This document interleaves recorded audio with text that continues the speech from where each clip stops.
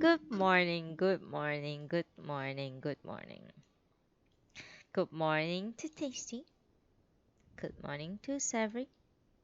Good morning to Whiny. Good morning, everyone. Hello, hello, hello, hello, hello.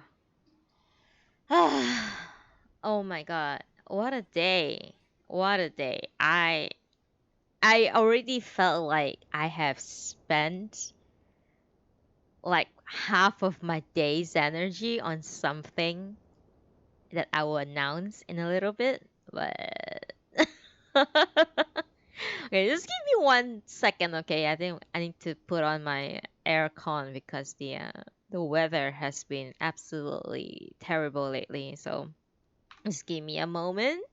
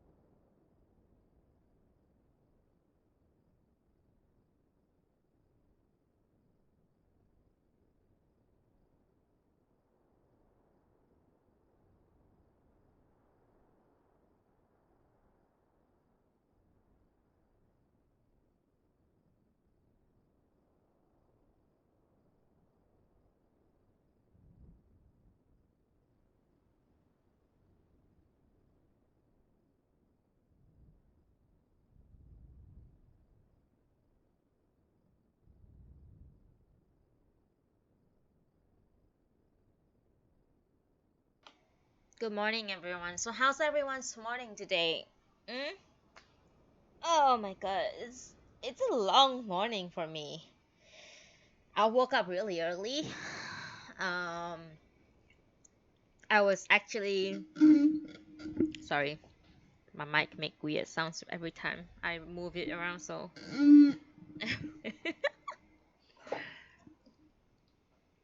and I'm eating a candy. Okay, so how's your morning? Come talk to me this morning. We have yeah, we should loop everything basically. Hmm.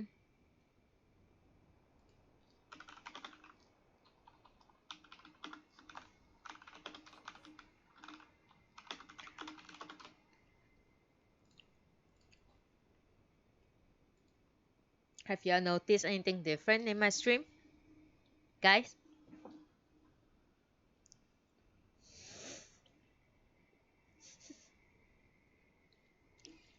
I don't know.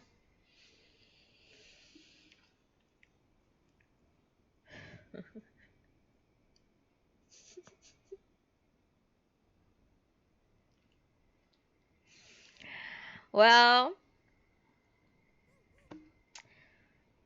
um,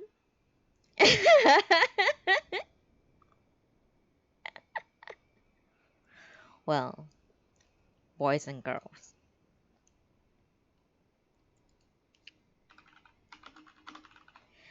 boys and girls, listen. Ah, no way, why? Refresh, refresh, refresh. Anything happens on Twitch, just refresh it. If the stream slows down, refresh it. All right. Let me look at my phone for like a quick second, right? Look at my email. What time?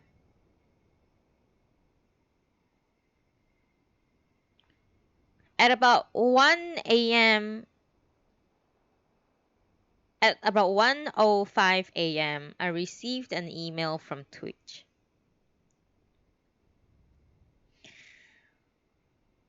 And it said that Do you want me to read it for you? It says, "Nice work! You have leveled up to Twitch affiliate."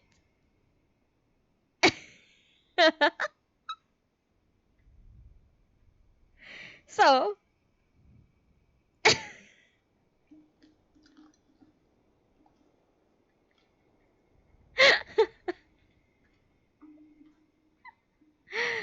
so, um, thank you. So, what I'm saying is that, um, because of all of you all, I mean, all of your support, basically, all of your support, whoever in game, whoever in my Twitch channel right now, thank you so much um for your views, for hanging out with me. Actually, it's not just like I just love reading, and I'm very surprised that you guys love listening to me read. I mean, maybe love is too much of a word, but you guys enjoy listening to me read. And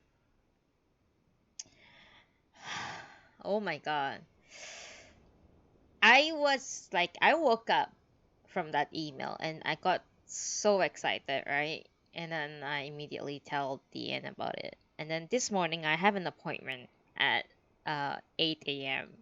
and I brought along my Microsoft Surface to my appointment. So in between appointment and in between, like, chatting with the person that I'm talking to, I'm like filling in all the affiliate stuff, all the black and white forms and everything. Um, and and Deanne and I were like scourging ourselves, like we were so busy the entire morning trying to like get everything done before the stream right now. So, um,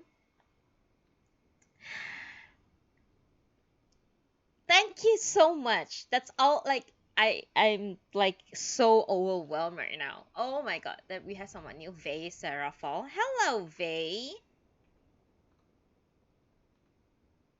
Good morning. Good morning to you, Vay. What a beautiful name.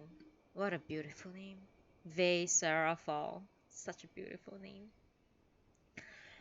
And there it is. There's Lexia. Good morning, Exia. Good morning, Soul. Oh my god. If you guys just joined, if you guys didn't know, I got affiliate and overnight. And within like maybe about 3-4 hours, Deanne and I was like just rushing everything along, trying to get things done before the live starts. Normally I would start reading now, but because I can see that most of you are coming in, I see Tatsamina finally make it today. Tatsamina, yeah, I don't know. Tatsamina, do you hear what I just said? So basically, right now, Tatsamina,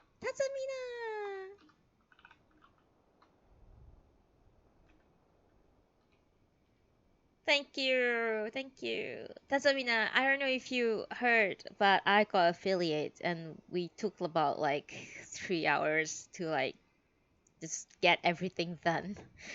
The end did all the the end did all the hard work of all the you know uh emote stuff for me because I'm absolutely dog shit at like sizing stuff.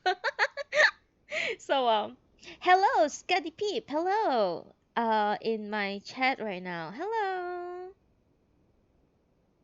Are you in game right now? Rico, I miss you. Thank you for being here with me, you guys. Thank you. You guys are awesome. Because of you guys, because of all of your support that I managed to get affiliate, and that for that I'm like really really thankful and also grateful for all of you. um Oh, thank you for the follow, Scadipip. And also, about 8 hours ago, Tanuki Menuki has followed. I don't know if Tanuki is here, but thank you, Tanuki, for the follow, and Scadipip. Thank you so much for the follow. Yes, give me a couple more seconds, and I'll start a couple more minutes to explain a few things. So that I can, I will start. Then I will start reading.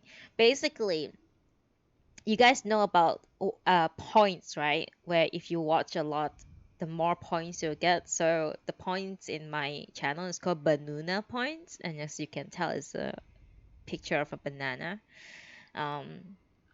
It's something stupid.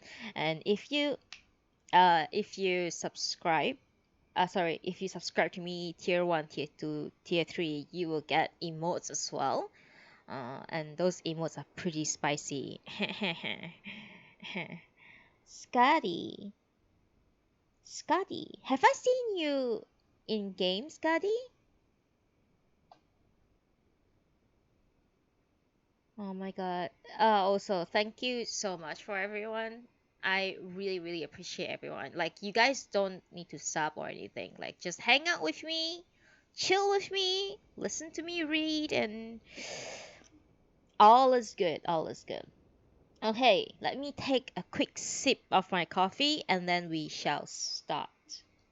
Good morning, WPP 4869. Good morning, good morning. If you have just joined, um, if you have just joined, very good news. I'm now an affiliate. There you go. Also, I'm going to take a quick sip of my coffee and then I'm gonna start reading because that is the reason why the stream is live right now, not because of me talking nonsense about my affiliate status, but to read the book. Okay, I'll be right back in about 10 seconds.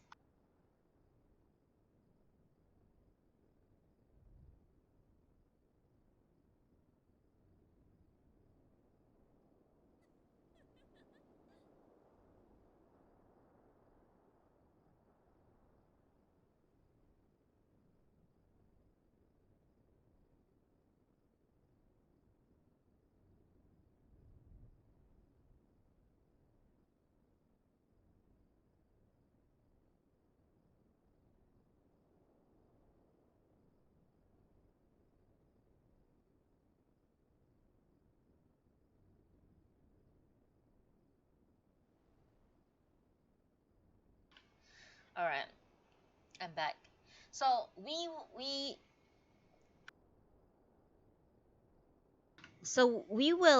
we will definitely be adding more stuff to like redemption of points for, but for now we don't really have, we didn't really have the time to do the points redemption just yet. So unfortunately I have to pause, like, take away some points redemption, so that you guys, so that I can set it up properly next time. But for now, let's read the book that you guys are here. I mean, yeah, just let's read the book that you guys are here to listen to, right? Okay.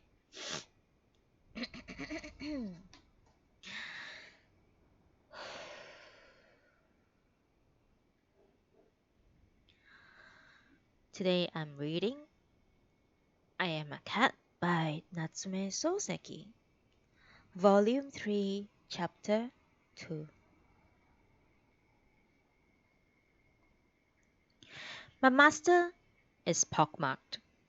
Though I hear that pockmarked faces were well regarded in the days before the restoration of the emperor, in these enlightened times of the Anglo-Japanese alliance, such created features look distinctly out of date. the decline of the pockmark began precisely when the birth rate started to climb, so one may confidently expect that it will soon be extinct. This conclusion is an inescapable deduction from medical statistics.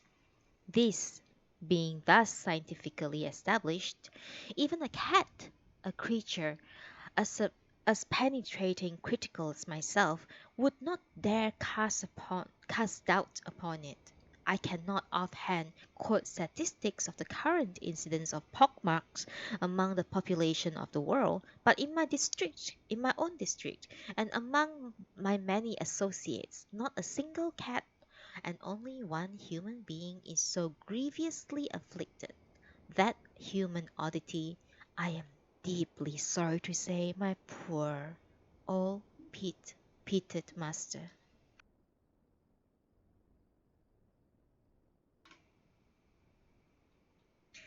Every time I catch sight of it, I am moved by the hot potholed visage to reflect. Oh, Avon. Hello, Avon. Oh, Scotty's here. Hello, Scotty. Hello, everyone. Oh my god, I forgot to take my book out, and I'm so sorry. I'm like everywhere today. uh, Let me reread the second paragraph properly.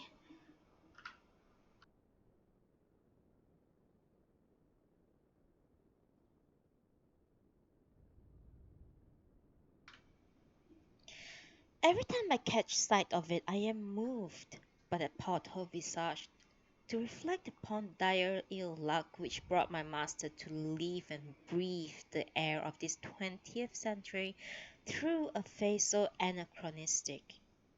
Once upon a time, a long while back, he might have made a brave showing of his disastrous dimples. But in these present times, when by virtue of the vaccination law of 1870 all pockmarks have been ordered into reservations on the upper arms, the determined squatting of such sunkenness on the wan waist of his cheeks and on the very tip of his nose, while perhaps admirable for their resistance to the drifts of change, is in fact a slur upon the honor of all pockmarks. I think it would be best if my master just got rid of them as quickly as he can. It seems to me that those pockmarks must feel lonely. Or could it be that they crowd together in a clutter on his face, as for some final gathering of doomed clans still driven by a mad ambition to restore their fallen fortunes to a former state of glory? If that should be the case, one should not slight these pockmarks. There they are, a rallying of eternal dents, last-ditch indentations entrenched to block the march of time and rapid change. Such deep redoubts deserve our deep respect. The only snag is that they are also deeply dirty. Now, there flourished in the day of my master's childhood a certain noted physician of Chinese medicine, Asada Sohaku, who lived in Ushigome. When that old man went out upon his rounds, he invariably travelled very, very slowly in a palanquin. As soon as he was dead and his adopted son had taken over the practice, the palanquin was put away in favour of a rickshaw. No doubt in time due course the adopted son will put away the invariable herb tea of his predecessors and start prescribing aspirin. However, even in the first Sohaku's heyday, it was regarded as shabbily old-fashioned to be traveled or through the streets of Tokyo in a palanquin. Only long-established ghosts, dead pigs on their way to freight yards, and of course, Sohaku's doddering self saw nothing unpresentable about it. I tell you this because my master's pockmarks are as deadly unseemly as Sohaku's palanquin. persons who clap eyes upon my blighted patron naturally feel a little sorry for him. But every day my master, no less obstinate and insensitive than the trundled quack of an herbalist, serenely saunter off to school, his lone and helpless pockmarks bared to a dumbstruck world, there to instruct his dullard student in the mysteries of the English reader. And precisely because he is their teacher, the lessons to be learned from now departed era, deeply graven on his headless face, are in addition to his intended instruction usefully imparted to his pupils. Again and again, reading from his treasured text, his mouth transmits the precious truth that monkeys have hands, but all the time his silent skin gives out its clear and frightening answer to unasked questions about effect of smallpox on the face. Were men as warningly disfigured as my master to abandon the teaching profession, students concerned with the smallpox problem would be obliged to hie themselves off to libraries and museums, there to expend as much mental energy on visualizing pockmarks are as we are forced to expend in our attempts to visualize the men of ancient Egypt by staring at their mummies. Considered from this angle, my master's blemishes, albeit unintentionally, are virtuous in performance. However, it was not as an act of virtuous performance that my master ploughed his face and scattered thereupon the tiny seeds of smallpox. It is barely credible, but in fact, my master was actually once vaccinated. Unfortunately, the vaccine planted in his arm contrived. I not know I know not how to evade the intended localization, and instead burst forth in ugly flower all over his face. Since this since this apparent happened when being a child, he had neither the least romantic inclination nor any consciousness of our present high evaluation of clear complexion. He consequently scratched away at his face wherever it felt itchy. Like volcanoes, his many boils erupted, and as their yellow lava trickled down all over his face, the original appearance given him by his parents are irremediable wreck. Every now and then, my master still assures his wife that before the business of smallpox he was a striking boy. At times, he even boasts that he was indeed so remarkably beautiful that Europeans were wont to turn around in the street simply to take a second look at him. It is, of course, quite possible, but sad to say, there's no one can vouch for it. Nevertheless, no matter how virtuous or how pregnant and admonitory truths a thing may be, if it is a dirty thing, it is still remains disgusting. Consequently, from as far back as his memory can reach, my master has been niggled by his pockmarks and has examined every conceivable method by which his tangerine appearance might be chamfered down to textureless offensive. However, his pockmarks cannot just be garaged out of sight like Sohaku's palanquin. They manifest themselves, and their blatant self-exposure so weighs upon his mind that every time he walks along a street he carefully counts the number of pockmarked persons he may be so lucky as to see. His diary logs the details. How many pockmarked persons, male or female, met that day, the place of the encounter, perhaps the general store at Ogawamachi, perhaps in Ueno Park. Sometimes he cheats with a specific count of pockmarks, but usually contents himself with a slight exaggeration of the general intensity of the pocking. Where pockmarks are concerned, he reckons himself an authority second to none. The subject so obsessed him that the other day, when one of his friends just back from foreign travels called around to see him, he opened their conversation with the question, "Are there pockmarks to be seen in Europe?" His friend first answered, "Well," and then tilting his head, give himself up to long consideration before replying, "They are very seldom seen."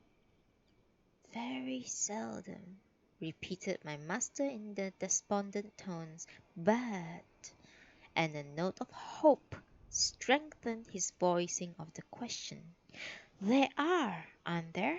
Just a few?" "If there are, their owners will be either beggars or tramps. I doubt whether any pockmarks can be found on members of the educated classes," came the indifferent reply. "Really?" said my master. "Then it must be very different from how things are in Japan." Accepting the philosopher's advice, my master has given up on quarrelling with those little louts from cloud of descending hall, and since that act of abrogation has secluded himself in his study to brood about something else. He may indeed be following the philosopher's recommendation that he should sit in silence and by negative activity advance the mental training of his soul.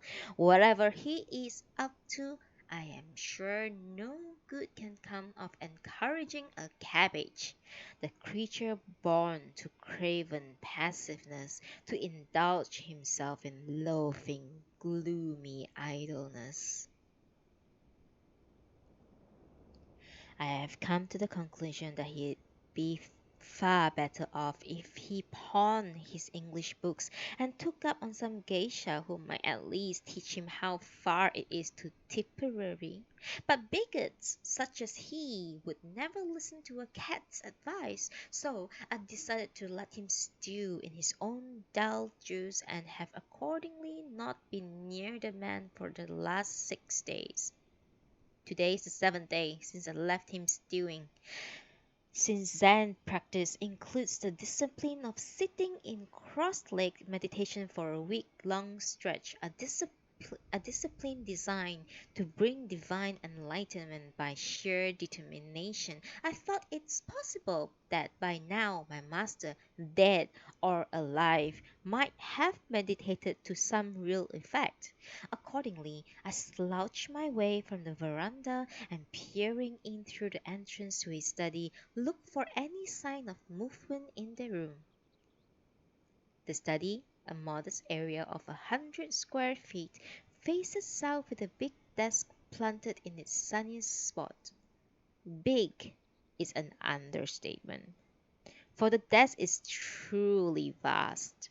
6 feet long and nearly 4 feet wide, it stands proportionately high. Naturally, the mammoth object was not ready made, but the bespoke handiwork of a neighboring cabinet maker was most curiously required to serve both as a desk and as a bed. Never having discussed the matter with my master, I cannot possibly tell you how he came to order such an acreage of wood or why he ever contemplated sleeping on it. It may have been some passing whim which led to this enormity, the product of that process whereby certain type of lunatic associate to two unassociable ideas. Certainly, the association of the concept of a desk with the concept of a bed is genuinely remarkable. The trouble is that for all its striking remarkability, the thing is virtually useless. Some time ago, I happened to be watching while my master lay on snooze upon this ludicrous contraption. As I watched, he turned in his sleep, tumbled off, and rolled out onto the veranda. Since that day, he seems to only have it used as a desk. In front of the desk, don't forget. Thank you so much for the reminder. Thank you for the subscription, Twisty boy. Thank you, thank you, thank you. Oh my god. Hang on, yeah, I need to move a little bit in case, right? Thank you for the reminder. Thank you for the sub. Thank you.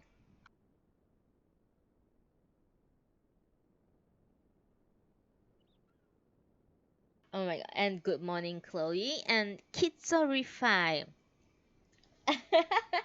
Kitsorify. I'm not sure who you are. Are you in game right now? Um, Thank you so much for the reminder. Okay.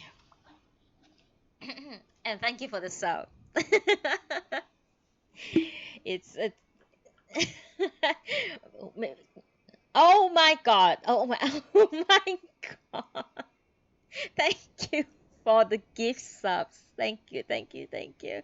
I haven't had the chance to like set up all the Streamlabs things just yet, so there's no announcement. But yeah, a lot of like uh Twisty just gifted 5 subs to people, and oh my god, thank you so much. Thank you. Thank you so much, guys. You can you don't have to give too much subs. It's can be pricey. All right, I'm gonna try to continue right now. Yes, and those are some of the greatest emotes in this world. Hell yeah. Got a founder's badge too. Congratulations, Twisty.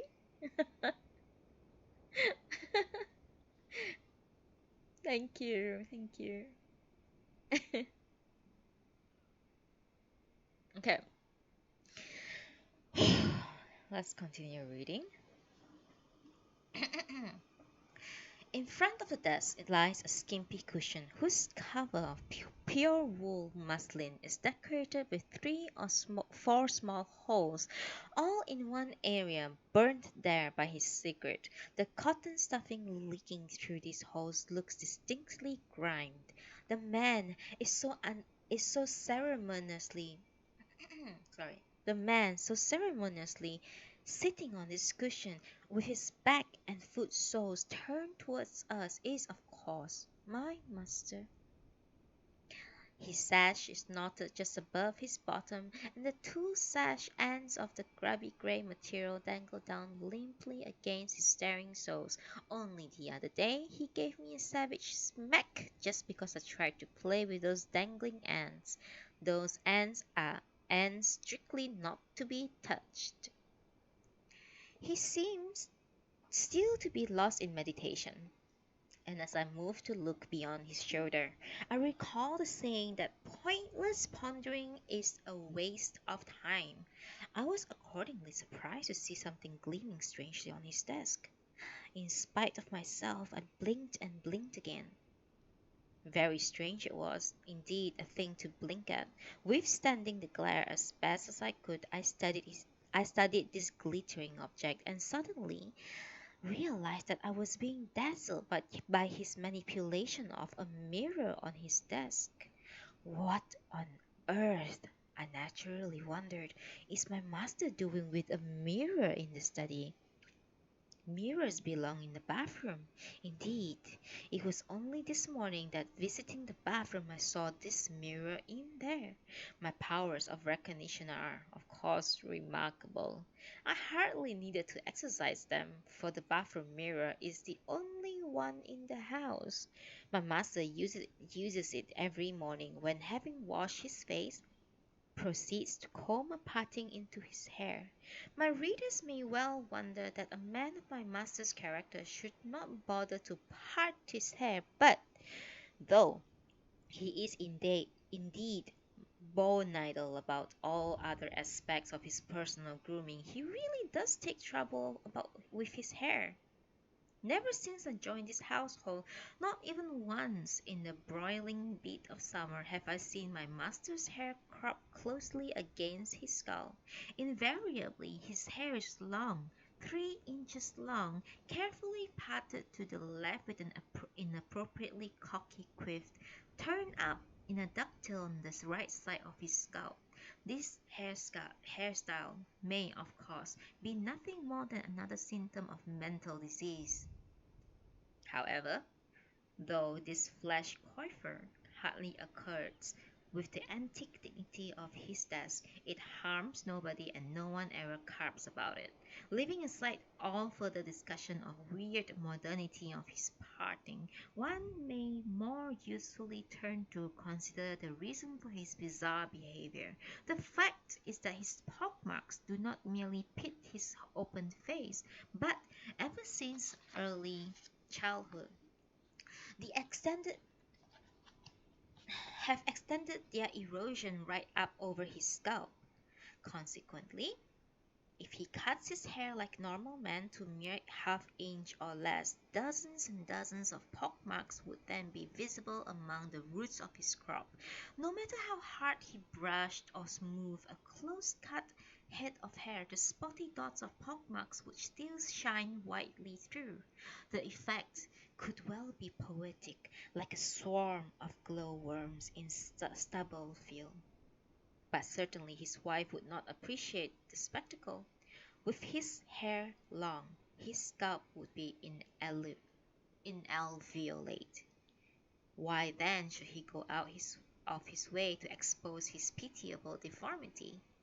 Indeed, if he could, grow whiskers all over his face, would it not then be crazy to spend good money on haircuts that can only expose his pitted pate to general duration, when hair that grows cost-free will hide what best were hid? That then is the reason why my master keeps his hair long. Because it's long, he must pat it. Because he pats it, he must peer in a mirror and keep that mirror in the bathroom. Hence, also why the bathroom mirror is the only pier glass in the house. How then comes that sole existing mirror, that characteristically bathroom feature, to be glinting about in the study, unless the glass has sickened into somnambulism? My master must have brought it in there, and if so, why? Could it be because he needs a mirror as an adjunct to his spiritual training in a negative activity? I am led to recall the ancient story of a scholar who visited a Buddhist priest, far famed from his great virtue and enlightenment, only to find him sweating away at polishing a tile. One moment, please.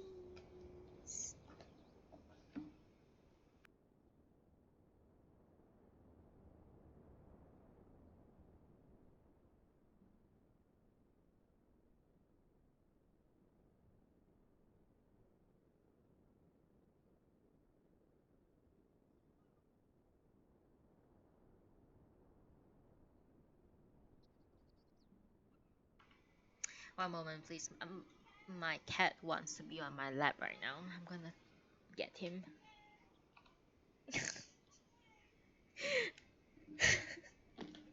Why? Oh.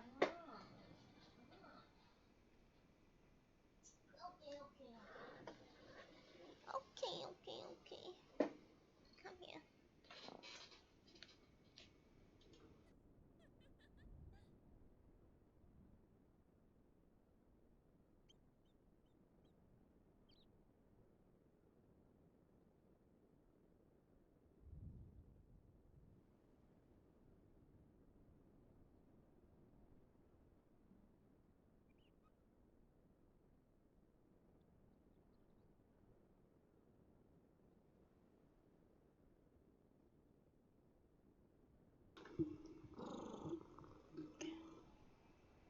Alright, I'm back. Kitty is on my lap. I hope he's comfortable and won't bother me too much, but he's very purry right now. Please don't touch my microphone, please. Okay, don't. Okay, calm down. I'm sorry, guys.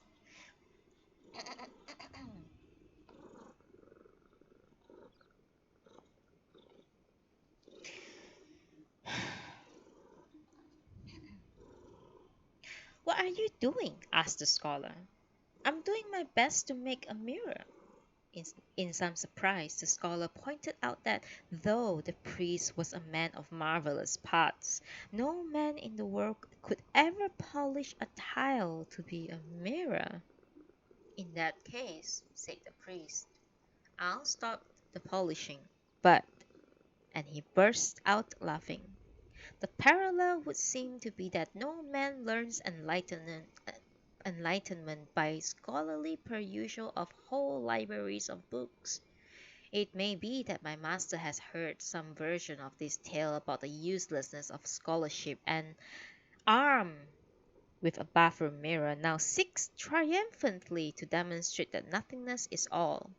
I watch him cautiously, suddenly conscious that his mental instability may well be taking a dangerous turn.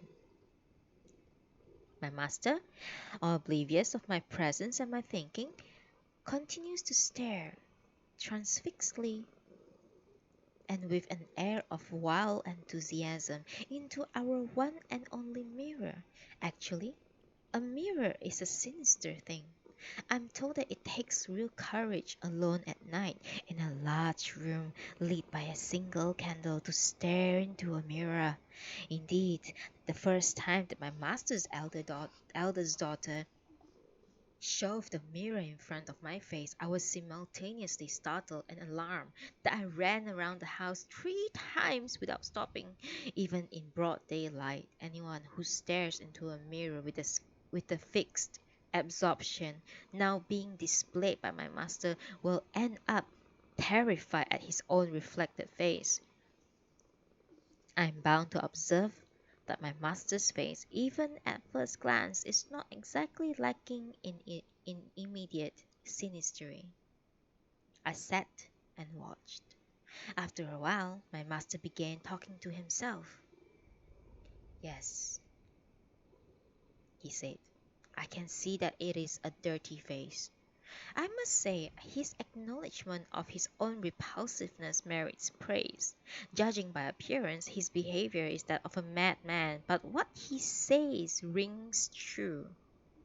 It strikes me that if he goes one step further down this thorny path, he will be horrified by his own ugliness, unless in his heart of hearts a man knows himself for a blackguard, he will never be wise in the ways of this world. A man who lacks wisdom will never sufficiently rid himself of passion as to attain enlightenment."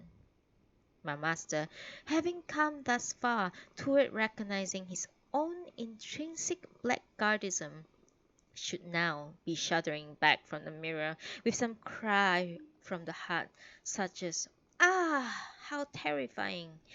He has, as you know, said nothing of the sort. Instead, having gotten so far as to admit out loud the nastiness of his face, he does no more than to puffing out his cheeks. I cannot tell you why he was so ballooned himself. Next, with the palms of both hands, 2 or 3 times he slapped his bloated chops. Perhaps, I thought, some ritual act of sorcery, and at the moment of so thinking that I had the feeling that somewhere I had seen the Percy face before. From my ransacked memory, the sudden truth emerged. He is the face of Osang. It would, I think, It would, I think, be proper if I here devoted a few lines to describe the face of my master's female servant. It is a tumid face, a face like a bulbous lantern made from a dried and gutted blowfish which someone bought while visiting a fox god's shrine, and then, when visiting this house, unloaded it on my master. Her face is so malignly puffy that both her eyes are sunken out of sight. Of course, the puffiness of a blowfish is evenly distributed all over his globular body. In the case of Osang's mug, the underlying bone structure is angularly fashioned so that its overlying puffiness creates the effect of an hexagonal clock far gone in some dread dropsy. If Owa-san were to hear these comments, she would be so actively angered that I deem it prudent to resume my interrupted account of my seemingly sorcerer's master. As I have mentioned, first he blew his cheeks out, then he started slapping them. That done, he began once more to babble to himself. When the skin is stretched, he said, one hardly sees the pockmarks. Next, turning sideways to present his profile to the light, he pored upon his image. This way, very bad. The side light shows them up, it seems. After all, they look least there when the light's from dead in the front. But even then, as he spoke as if quite genuinely impressed, they are still extremely nasty. He then stretched out his right hand, holding the mirror as far as it would go. He scrutinized the glass. At a distance, not so bad, as I thought. It's the close-up view that's awful. Still, that's true of most things. Not.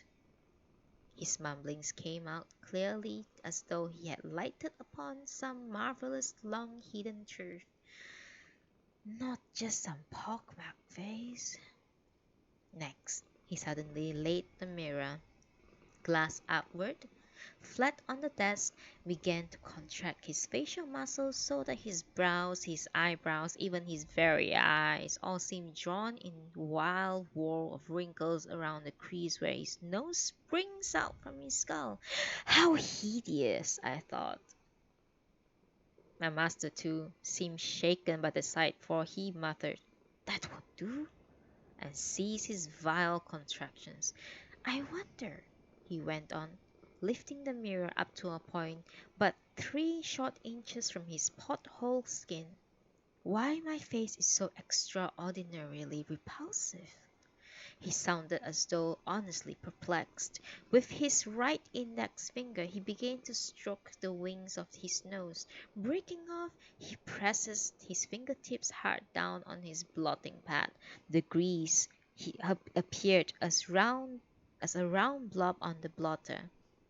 He has indeed some charming little ways. Next, he raises his nose-greased fingertip, hauls down on his right lower eyelid, daringly to produce a red flash goblin look, an ugly trick which very understandably is commonly described as a making of a hare's face. It is not entirely clear whether he is studying his pockmarks or merely trying to stare his mirror down. One moment, please. Ugh. Cat, please.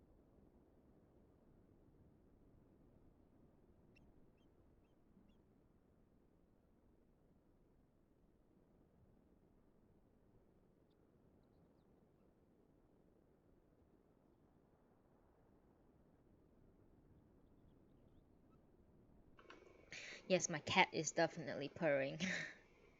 Yeah, he's having a very, very, very good time right now on my lap.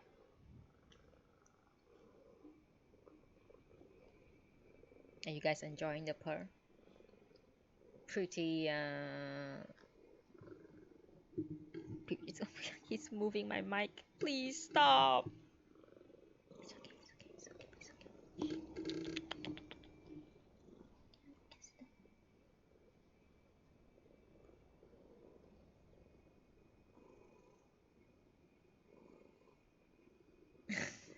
Cat ASMR.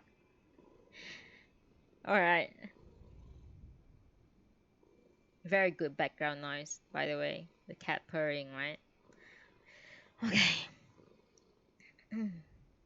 Let us continue. Let us, however, be generous. He is a quirky man, but at least it seems that in his case, such staring at the bathroom mirror does induce original ideas, even original actions. Nor is that all. Such quaint behavior could be seen by well-disposed and drolly natured persons as the means by which my master moves, madly gesticulating, and with a mirror for companion, toward a revelation in his inmost nature, toward a Zen terms his original face. All studies undertaken by human beings are always studies of themselves. The proper study of mankind is self, the heavens, earth, the mountains and the rivers, sun and moon, and the stars. They are all no more other names for themselves. There is nothing a man can study which is not in the end the study of the self. If a man could jump off his shelf and that self would disappear at the moment of his jumping. Nor is that all. Only one self can study oneself. It is totally impossible for anyone else to do it. Totally impossible, no matter how earnestly one may wish either to study another or to be studied by another. Which explains why all great men invariably achieve greatness solely by their own efforts. If it were true that you could learn to understand yourself by virtue of someone else's helping effort, then you could, for instance, declare whether some hunk of meat were tough or tender by getting someone else to eat it for you. But hearing truths preached in the morning, listening all evening to learn expositions of the way, reading scholarly tomes the night long in your study, all these worthy activities are nothing but disciplines designed to facilitate your perception of your own true self. Yet, that true self of yours cannot conceivably exist in the truth preached at you by some other persons, or in the way some other man expounds, or in some ancient books, however heaped upon you.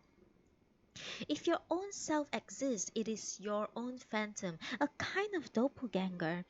Indeed, it's often the case that a phantom has more substance than a soulless person.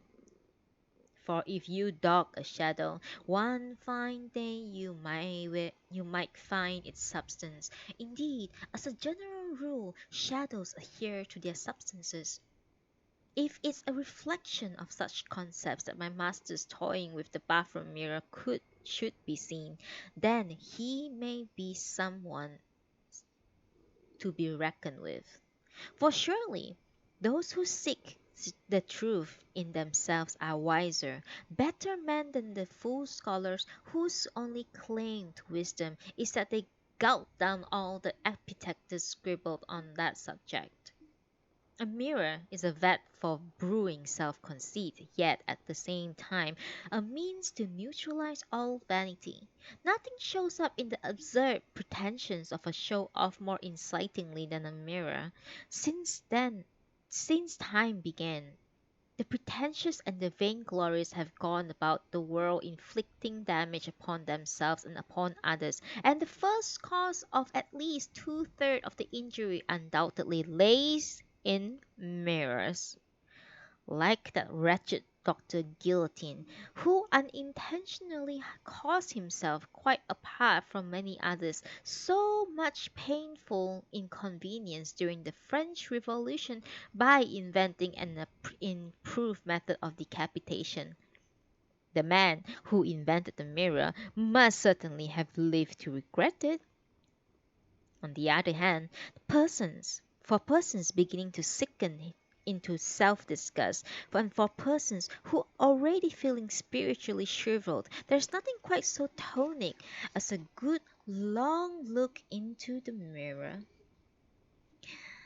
For any such observer cannot fail to realize as a staggering fact that effrontery of his having dared to go about for years with such an appalling face, the moment of that realization is the most precious moment in any man's life, and none looks more exaltedly transfigured than a full-grown self-enlightened to his own intrinsic folly.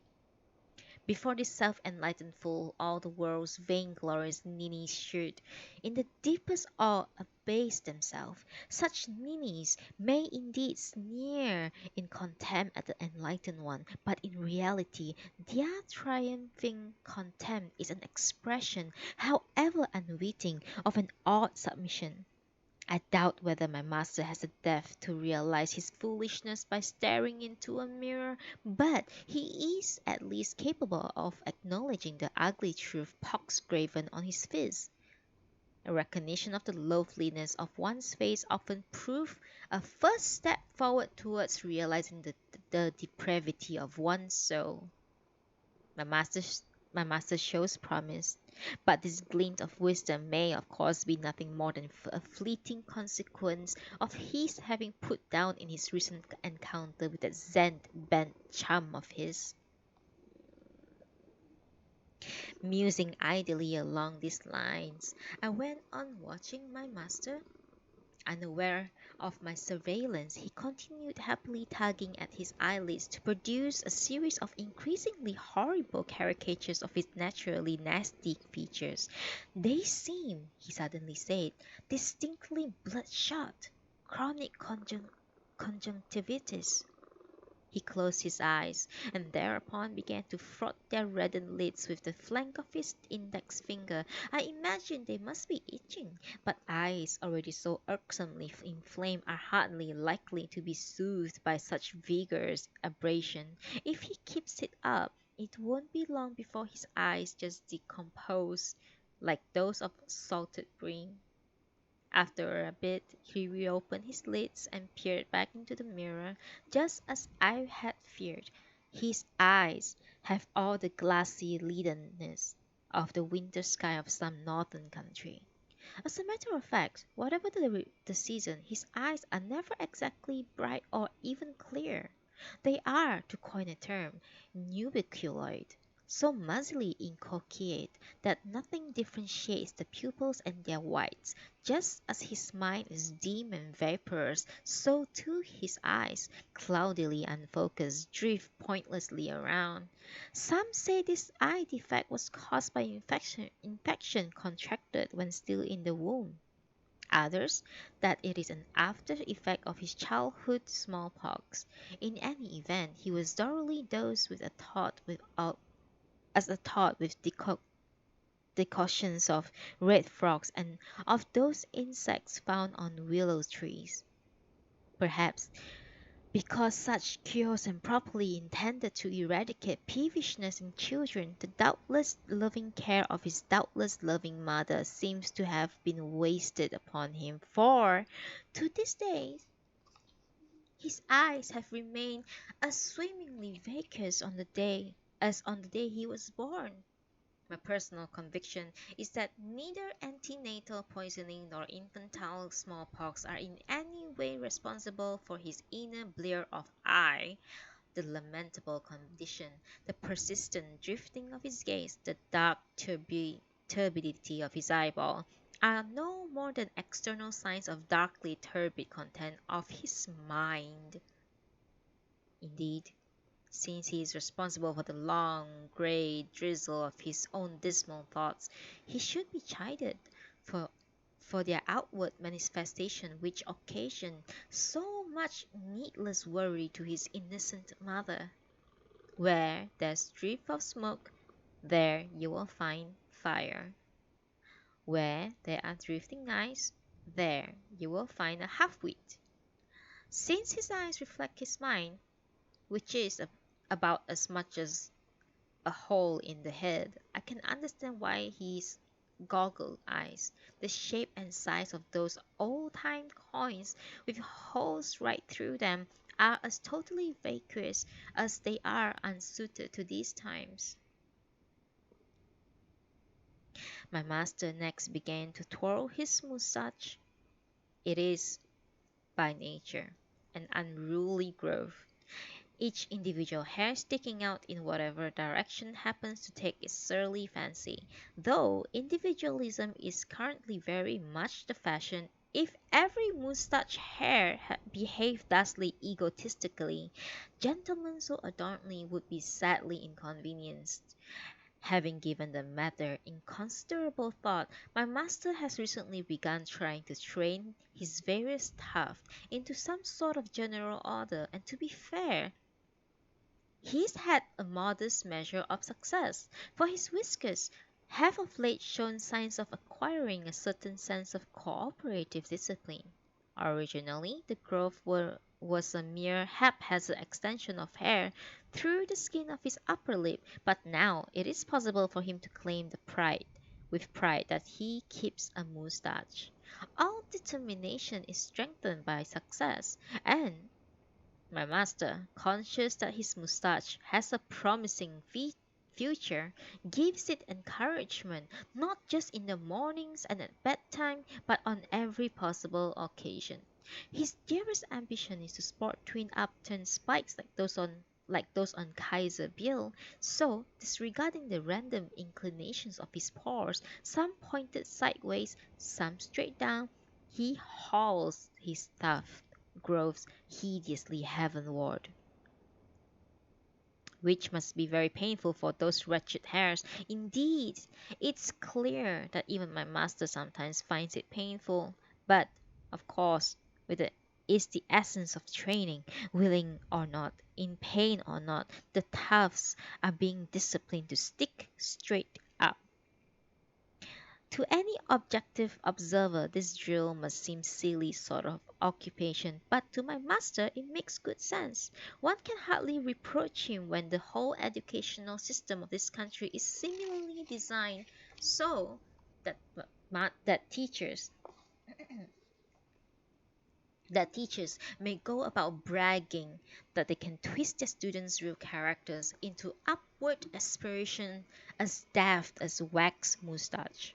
My master was thus brutally drilling his whiskers when the hexagonal Osang advanced from the kitchen and sticking a raw red hand into the study with a customary lack of ceremony, abruptly stated, "This meal, master."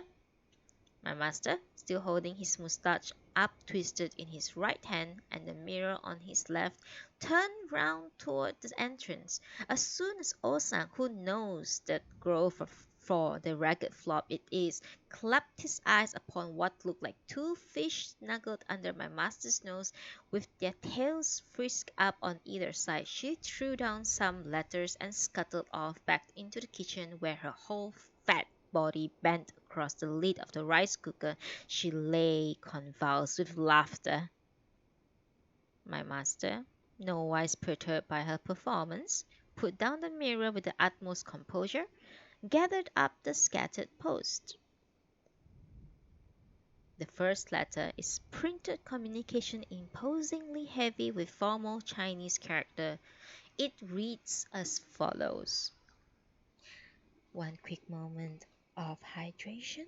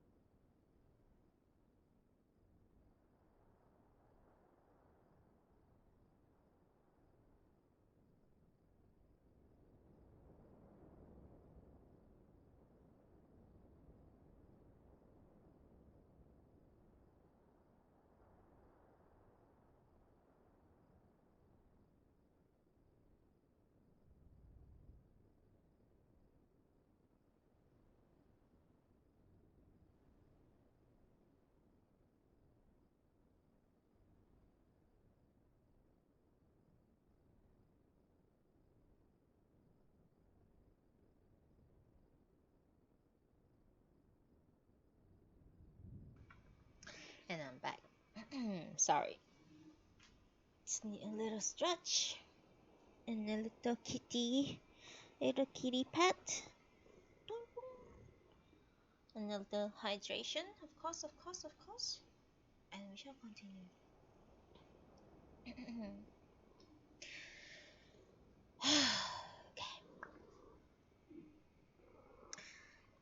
Okay. The first letter is imprinted is in the first letter is a printed communication imposing heavy with formal Chinese characters. It reads as follows. Dear sir, may we offer you the compliments of the season. Please permit us to congratulate you upon your present prosperity, and long may it continue. As we are all aware, the Russo-Japanese War has ended in our complete and total victory, and peace has been restored.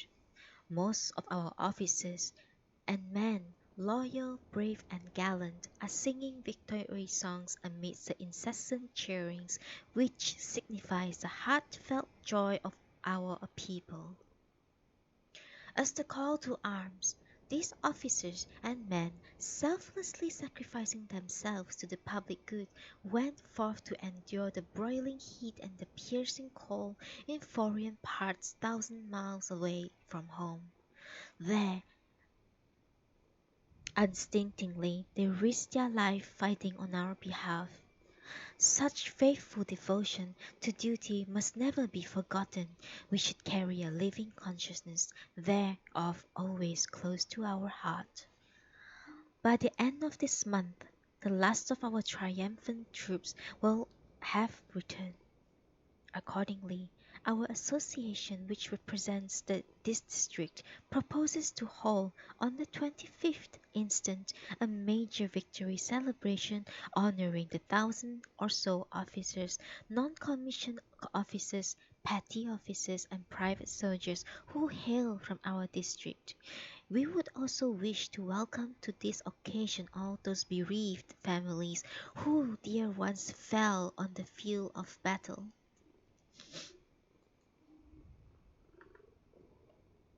We desire thus express with human warmth our sympathy with them in their loss and our sincere gratitude to them for their manfolk sacrifice and valor.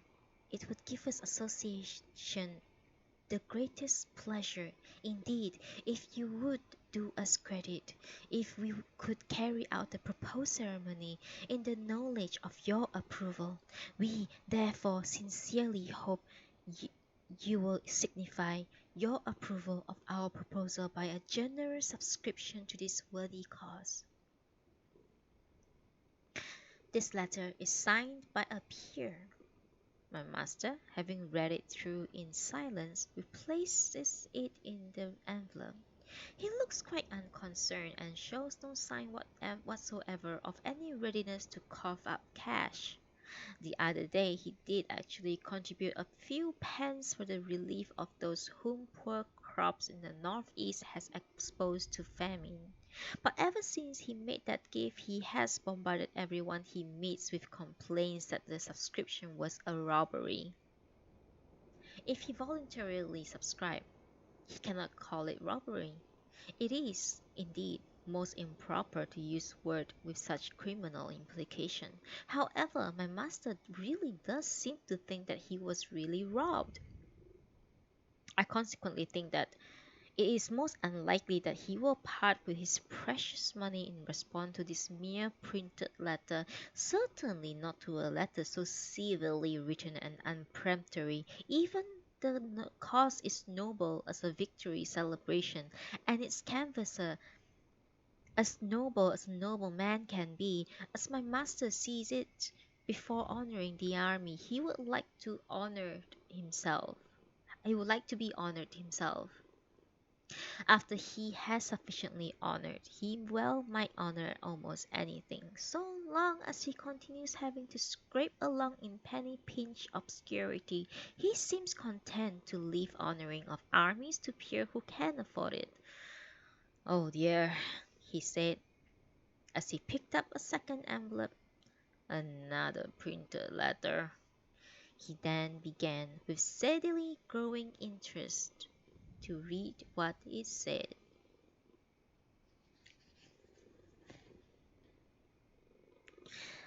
We offer our congratulations that you and your family should be enjoying good prosperity at this season of chilly autumn.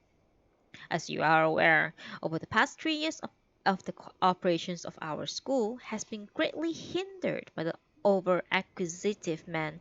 Indeed, at one stage, things looked very serious. However, having realized that all those difficulties originated in certain of my own failings, I, your humble servant Shinsaku, commune and expostulate most deeply with myself in respect of those regrettable deficiencies, and having endured unspeakable self criticism, hardships, and privations, I have at long last found way unaided to obtain sufficient funds to construct a new building in a style compatible with my own ideals. The fact is that I am about to publish a book entitled The Essentials of the Secret Art of Sewing, a separate volume.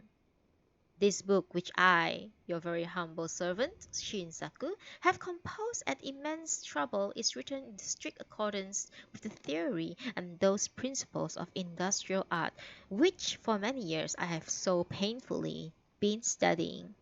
I hope that every household will buy a copy of this book, the price of which is no more than the actual cost of producing it, with little or nothing added as profit, for I am convinced that this book will serve to advance the art of sewing.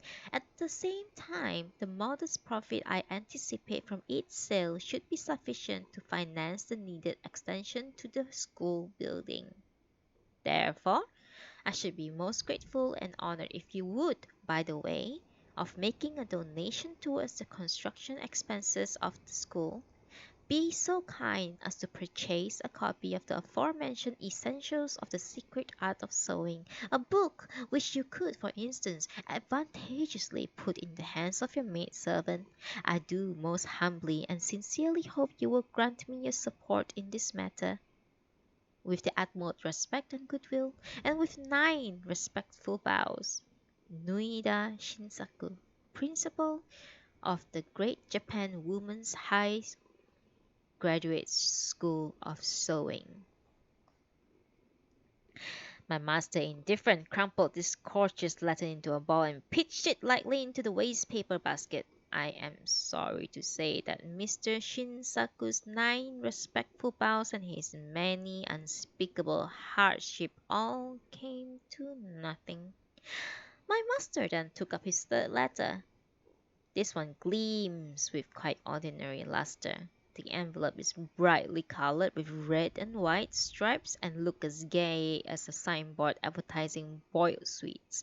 Right in the center of this dazzling slash there is written in thickly flowery calligraphic style, "Oh, rare Dr. Sneeze, with deep respect." Whatever this envelope may contain, its externalities are extremely grand.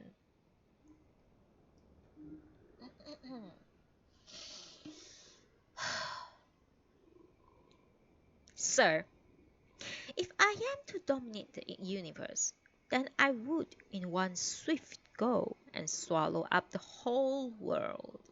But if the universe is to rule over me, then I would become no more than a mote of dust. Tell me, I entreat you, what is the correct relation between myself and the universe? The person who first ate sea slugs deserves respect for his daring. The man who first ate blowfish should be honored for his bravery. He who added sea slugs into our diet performed a service for the nation comparable to Shinran's founding of the Pure Land sect. And the contributor of blowfish may be compared with such courageous religious innovator of the great priest Nichiren. But you, dear Dr. Sneeze, your gastronomic genius stretches no further than to dried gourd shavings dressed in vinegar bean paste. I have yet to meet a man of parts whose prowess was so advanced by eating dried gourd shavings dressed with vinegar bean paste. Your closest friend might betray you. Your very parents might turn cold toward you. Even your own true love might cast you off. No man naturally can put his trust in wealth or other worldly honors. Lands and peerage can vanish in the twinkling of an eye, even if lifetime scholarship in one's head goes moldy in the end. On what then, Dr. Sneeze, do you intend to rely? What is there in the whole wide universe on which you dare depend? God? God is a mere clay figure fabricated in the depths of the despair of draggy persons by being themselves so terrified as to nothing more than stinking lumps of shit. Could it be that you claim nevertheless to find some ease of mind by putting your trust in objects that you know to be untrustworthy? Ah, what a depth of folly! A staggering drunkard, babbling senseless word tortoise, however weavingly straight toward his grave. The oil is all used up. As the wick gutters into darkness, so even one's passion die down and are gone when your destined course is run. What flicker of yourself will remain or be remembered? Respected sir, have you not better take a sip of tea? If you disdain others, you have nothing to fear. Why is it then that you, who do disdain all others, are nonetheless enraged at the world who disdains you? High-ranking and distinguished persons seem to be puffed up by their disdain for people. However, as soon as they feel themselves disdained, they flare up in real anger. Let them flare up. They are all idiots when due regards is given to other people, but those other people do not reciprocate, then instead of just complaining, the discontented are liable every now and again to seek redress of their grievance by some positive action. Such spasmodic action is called revolution. Revolutions are not the work of mere grumblers, but are the happy handiwork of high-ranking and distinguished persons who enjoy promoting them. Honored sir, there is a great deal of ginseng in Korea. Why, dear Dr. Sneeze, don't you give it a try? Written from Colney Hatch and dispatched with two respectful bows by Providence Fair. The needle-plying Shinsaku has offered 9 such bows, but Providence Fair produces only a measly brace. Since his letter does not ask for money, he must, to the extent of 7 respectful bobbings, be that much the more arrogant. Still, even though the letter does not scrounge for cash, its vile construction and indigestible content makes it equally painful to receive. Were it submitted to a magazine, even the scurviest, it would be undoubtedly be rejected.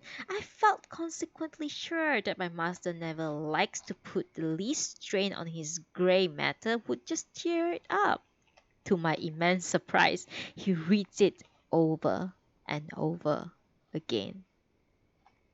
Perhaps he cannot credit the posted letter might actually have no meaning, and is determined to discover that this one seeks to convey.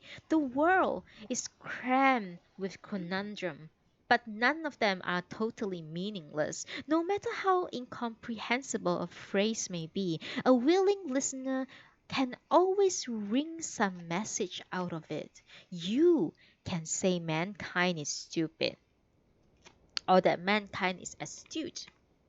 Either way, the statement makes some sense. Indeed, one can go much further. It is not incomprehensible if one say that human beings are dogs or pigs, nor would it occasion any surprise if one stated that a mountain was low or the universe is small. One could well get away with claiming that crows are white and living dolls are dead ugly, even that my master is a man of worth. It follows that even a letter as weird as Mr. Fair's could, if one really bent one's mind to the effort, be twisted to make sense. And a man like my master, who has spent his whole life explaining meanings of English words which he does not understand, naturally the small difficulty in wrenching meaning out of mumbo jumbo totally uninterpretable by anyone. He is, after all, the very fellow who, when one of his pupils asks why people still say good morning when the weather happens to be bad, pondered the knotty problem for 7 days at a stretch. I remember, too, that he once devoted 3 whole days and 3 long nights to an attempt at establishing the correct way for a Japanese to pronounce the name of Columbus. Such a man finds no trouble at all in making free interpretations of anything he comes across. He could, for instance, interpret a habit of eating dried gourd shavings with dressed vinegared bean paste as a sure indicator of inherent ability to achieve world fame, and with similar ease he could identify ginseng eaters as the instigators of revolutions. In any event, it soon became clear that my master, demonstrating yet again that the perspicacity and the depth of mind which he once brought to bear on the knotty matter of saying good morning at the times of nasty weather, has penetrated to the inner meanings of the crazy letter sent him with 2 respectful bows. This letter, he breathed in tones of the deepest admiration, is fraught with profound significance. Whoever wrote these words is an adept of philosophies.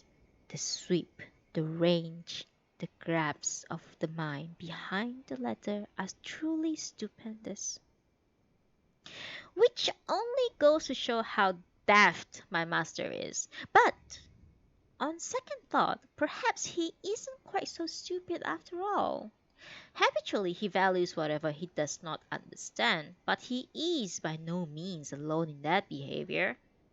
Something unignorable lurks in whatever passes our understanding, but there is something inherently noble in that we which cannot measure. For which reason laymen are loud in their praises of matters they do not understand, and scholars lecture unintelligibly on points as clear as day.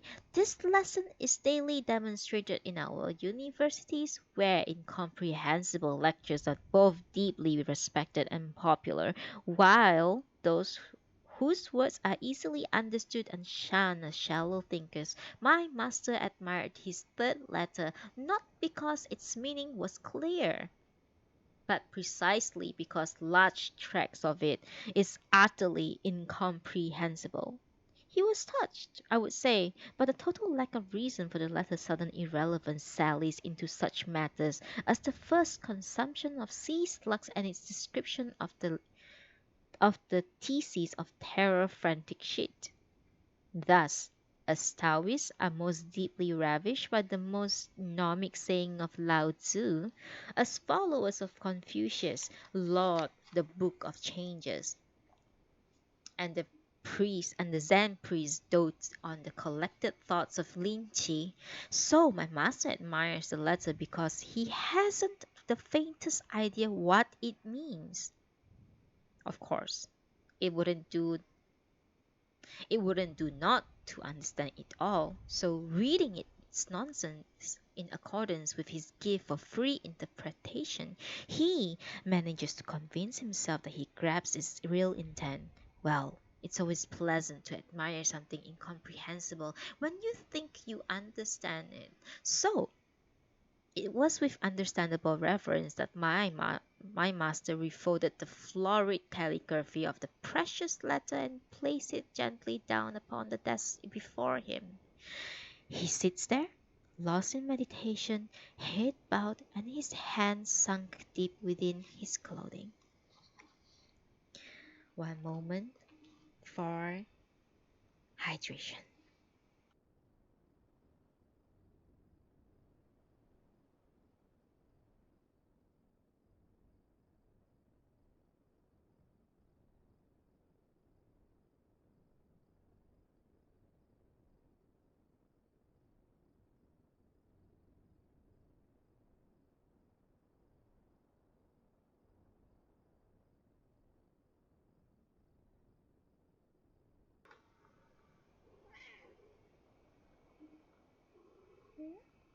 Hello, Kin Komodo.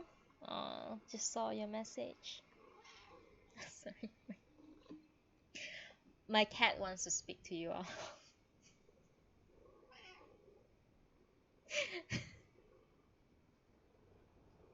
Yeah?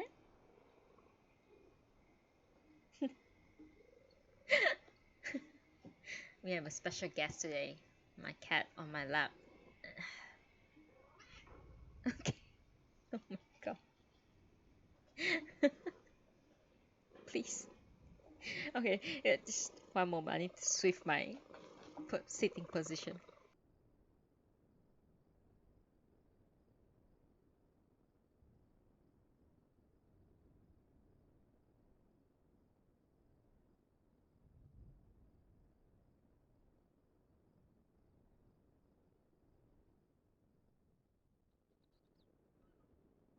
Okay. Much better now. Oh my god. Oh, my left leg was so numb. Okay. Please sit properly, my dear.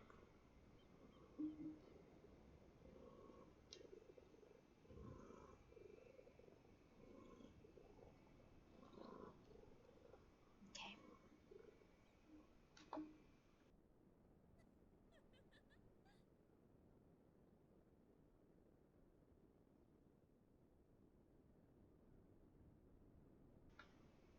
Okay.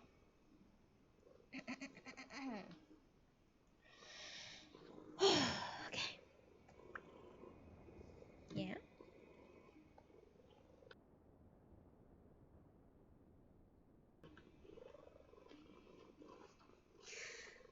Suddenly, there came a loud voice from the entrance. Hello there! Can I come in?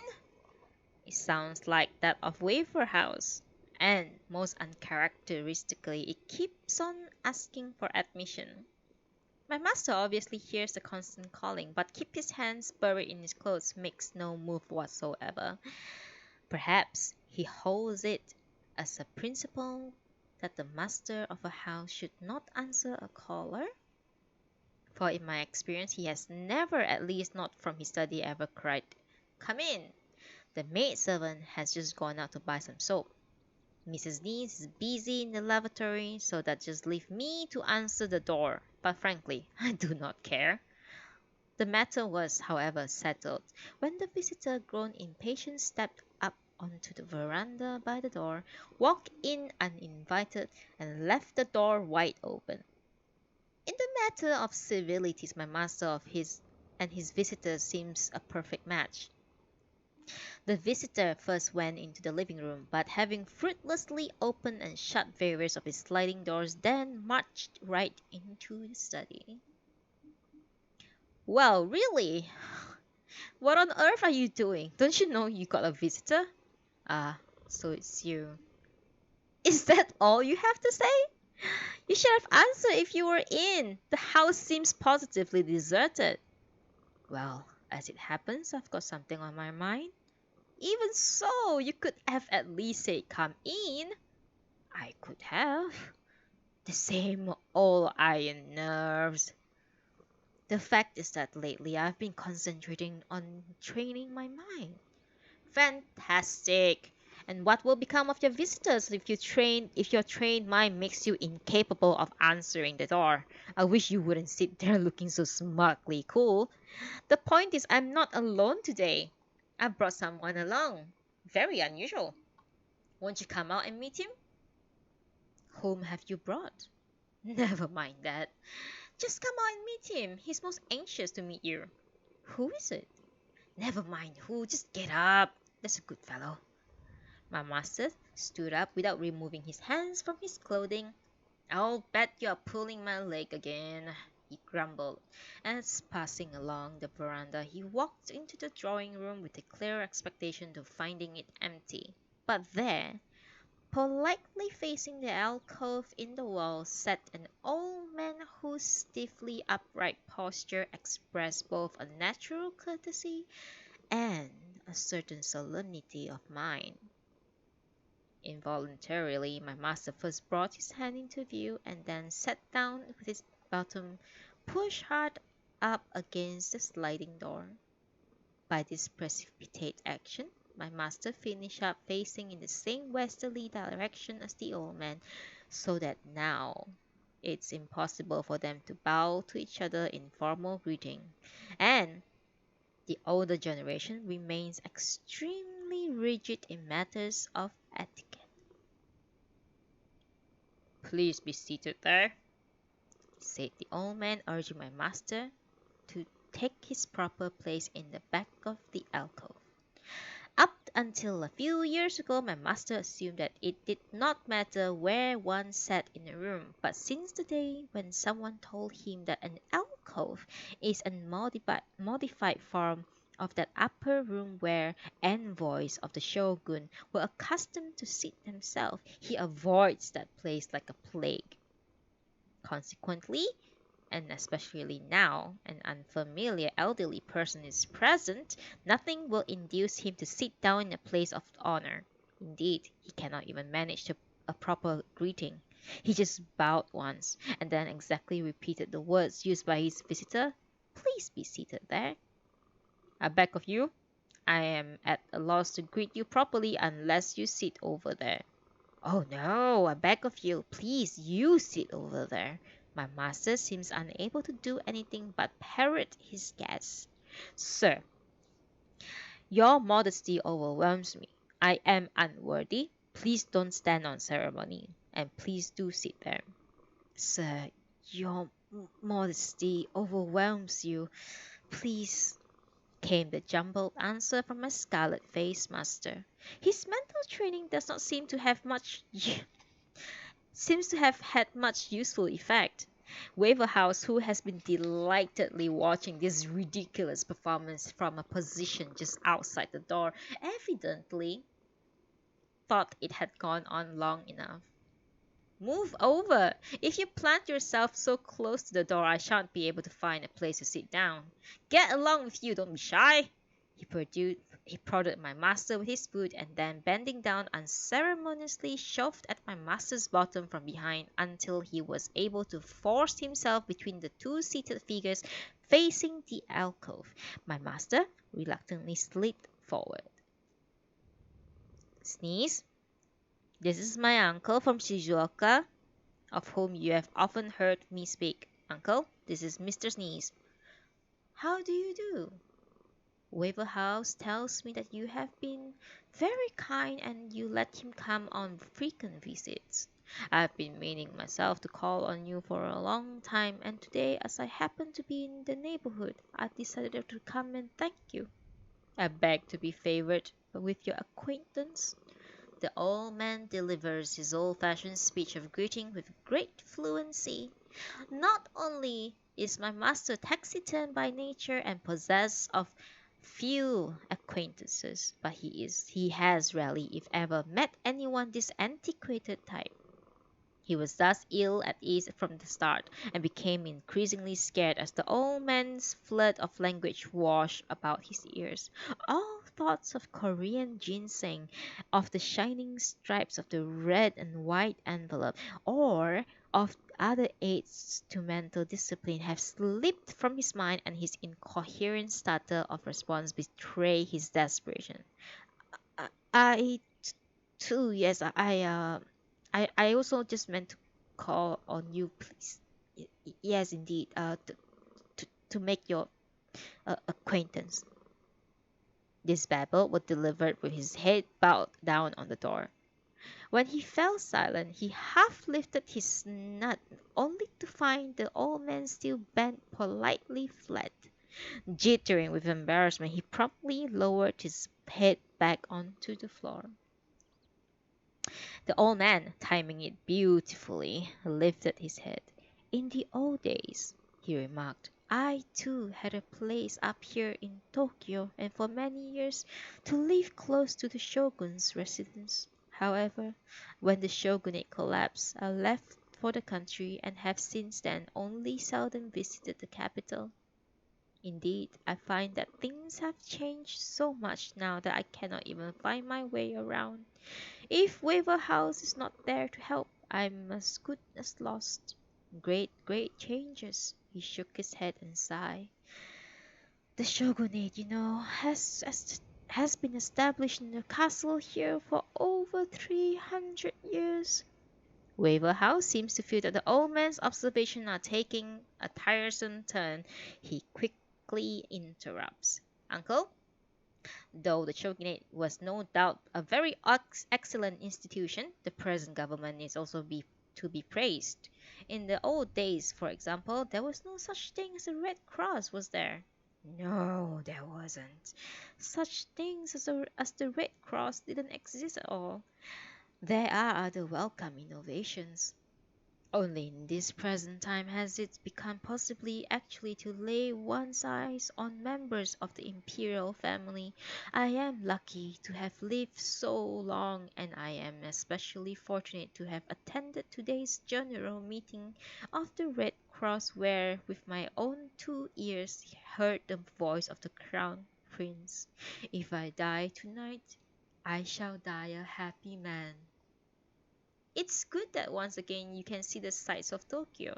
Do you know, Sneeze, my uncle came out from Shizuoka, especially today for today's general meeting of the Red Cross in Ueno, from which we are in fact now on the way home.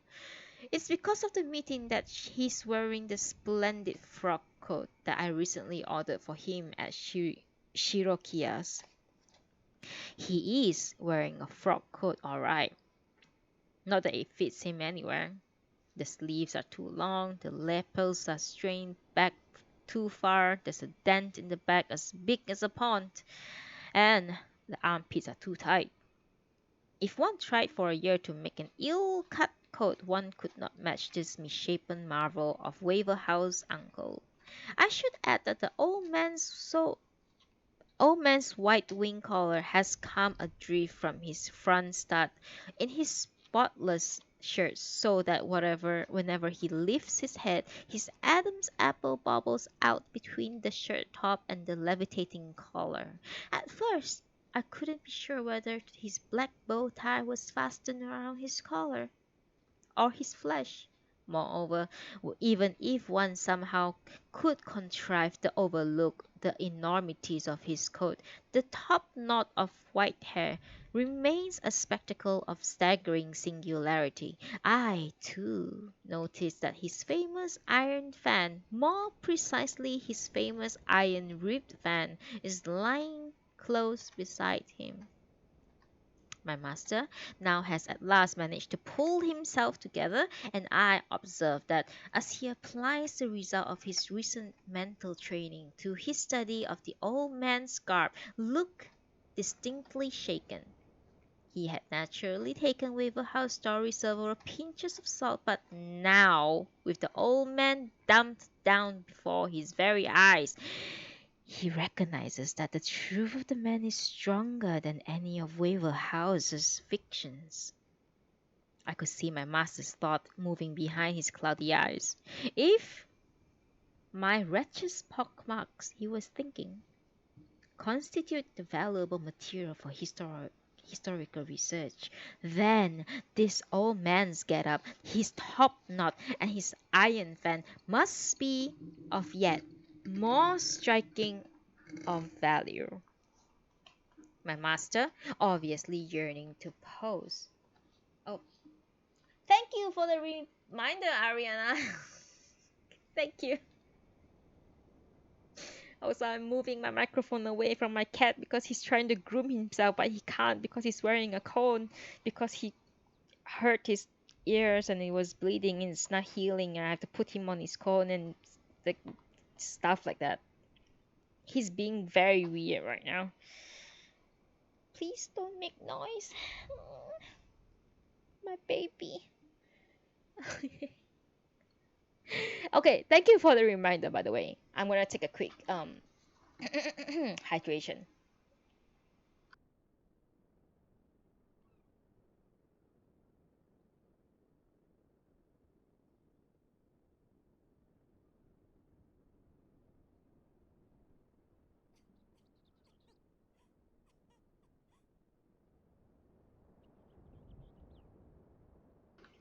Oh, he's fine. He's fine. He just scratched his ears too hard, and then it bled. Um, so I have to put him on his cone because otherwise he would make it even worse. He's healing. The scab is almost all dried up, so he should be out of his cone soon. Yeah, don't worry about it. He's fine. Huh? You're fine. Okay. Uh, he might be judging me like this cat in the book as well, so that might not be very fine. But yeah. Okay. Let me see. Where did I even stop? Oh my god, my cat distracts me so. My master was obviously yearning to pose 1,000 questions about the history of the Iron Fan, but equally obviously believed that it would be rude to make a blunt inquiry. He also thought it would be impolite to say nothing. So, he asked a question of the most utterly banality. There must, he said, have been a lot of people there. Oh, an awful lot of people. All of them just staring at me. It seems that men have grown too greatly and too far blatantly inquisitive. In the old days of the shogunate, things are very different. Quite so. In the old days, things were not like that at all, says my master, as if he too were vulnerable with years. To be fair, however, I must assert that in speaking as he did, my master was not trying to show off.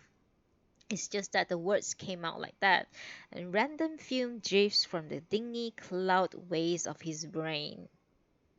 What's more, all those people keep gawping at this helmet cracker. Your iron fan. It must be very heavy, says my master. Sneeze, you try it. It's indeed quite heavy. Uncle, do let him hold it. Slowly, the man lifts it up and with a cautious please hands it to my master. He, like some worshipper at the Kurodani temple who has been allowed briefly to hold a long sword of treasure there, holds the iron fan for several minutes and finally say, Indeed. Then, reverently, he passed the ancient weapon back to its ancient owner. People call it an iron fan, but actually it's a helmet cracker. A thing quite different from an iron fan. Ah, yes. And what was it used for? For cracking helmets. And while your enemy is still dazed, you just finish him off. I believe this particular fan was in use as long as the early 14th century, possibly even by the great general Masashige himself. Really, uncle? Masashige's helmet cracker? It is not known for certain to whom this beauty belonged, but it is certainly an old one, probably fangled in 1335. It may be quite as ancient as you say, but it surely has the bright young coal moon worried, sneeze, since we happen today to be passing through the university grounds on our way back from Ueno. I thought it would be pleasant and convenient to drop in at the science department. We asked to be shown around the physics laboratory because this helmet cracker seems to be made of iron. Every magnetic device in the place went completely crazy. We caused a most almighty stir. It couldn't have been the fan. It's the pure iron of Kenmu period. Iron of superior quality, absolutely safe. It's not a question of the quality of the iron. Any iron would have had the same effect. Cold Moon told me so himself, so let's not quibble about that. Cold Moon? Is that the fellow we found polishing a glass bead? A sad case that, for he is very young. Surely there must be something better he could do. Well, says Waverhouse, I suppose it's pretty heart-rending, but that's his specialty. And once he's got his polishing right, he can look forward to a fine future as a scholar. How very extraordinary! If one can become a fine scholar by rubbing away at a glass bead, the road to intellectual eminence must be open to us all, even to me. Indeed, the owners of toy shops that sells glass marbles to schoolboys must be particularly well advantaged in the quest of professorship, you know. He went on, turning to my master, as if seeking the concurrence of the noted academic. In the old Cathay such polishers of stony baubles were known as lapidaries, and I fancy rightly their standing in the social scale was really rather low. My master let his head droop slowly down in gesture of respectful assent. Quite so, he said. Nowadays all learning seems to be concentrated on the physical sciences, which, though there's superficially nothing wrong with them, are, when it comes to the crunch, totally useless. In the old days it was different. One trained for the profession of arms at literal risk of one's life, and one consequently disciplined one's mind to ensure that in moments of supreme effort or danger one did not lose one's head. I imagine you would agree that such training was noticeably more rigorous than buffing up beads or winding wires around amateurs. Quite so, my master once again observed with the same air of respect. Tell me, uncle, the discipline of the mind which you mentioned, was it a matter totally different, of course, from buffing up beads, of sitting around dead still with your head tucked into your bosom? There you go again. No, the disciplining of mind was not just a simple matter of sitting still and saying nothing. That more than 2,000 years ago, Mencius is said to have impressed upon his pupils that a freed mind must then be returned to examine its liberator self. This wisdom was reiterated at least in part by Shao Kangqie, the eminent scholar of the Song dynasty, who insisted that the highest achievement of human aspiration was the liberated mind. He, of course, was a Confucian, but even when even among the Chinese Buddhists, you will find that such worthies as the Zen master Chung Feng have always thought that a steady and devoted mind was all important. Such teachings, as I'm sure you will agree, are by no means easy to understand. If you are asking me, says Waverhouse, I would say they are absolutely incomprehensible. What are the recipients of such teaching supposed to do with it? Have you ever read Priest Taquan's discourses on Zen doctrines? No, I've never heard of him, let alone his book. Taquan, who also wrote importantly upon the seasoning of turnips, was basically concerned with the focusing of mind.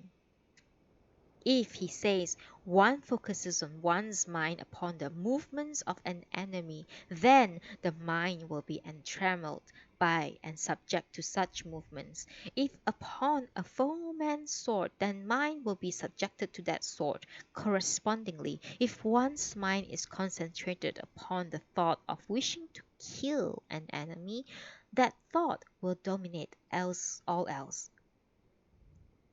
If concentrated upon one's own sword, then it will become effectively possessed by one's own sort. If one's own mind centers upon the idea that one does not wish to be killed, then it becomes possessed by the idea. If one's mind is bent solely upon someone else's posture, then one's mind will be absorbed to be that posture. In brief, there is nowhere that a mind can be directed without ceasing to be itself. Thus, wherever the mind is, it becomes, by definition, non existent.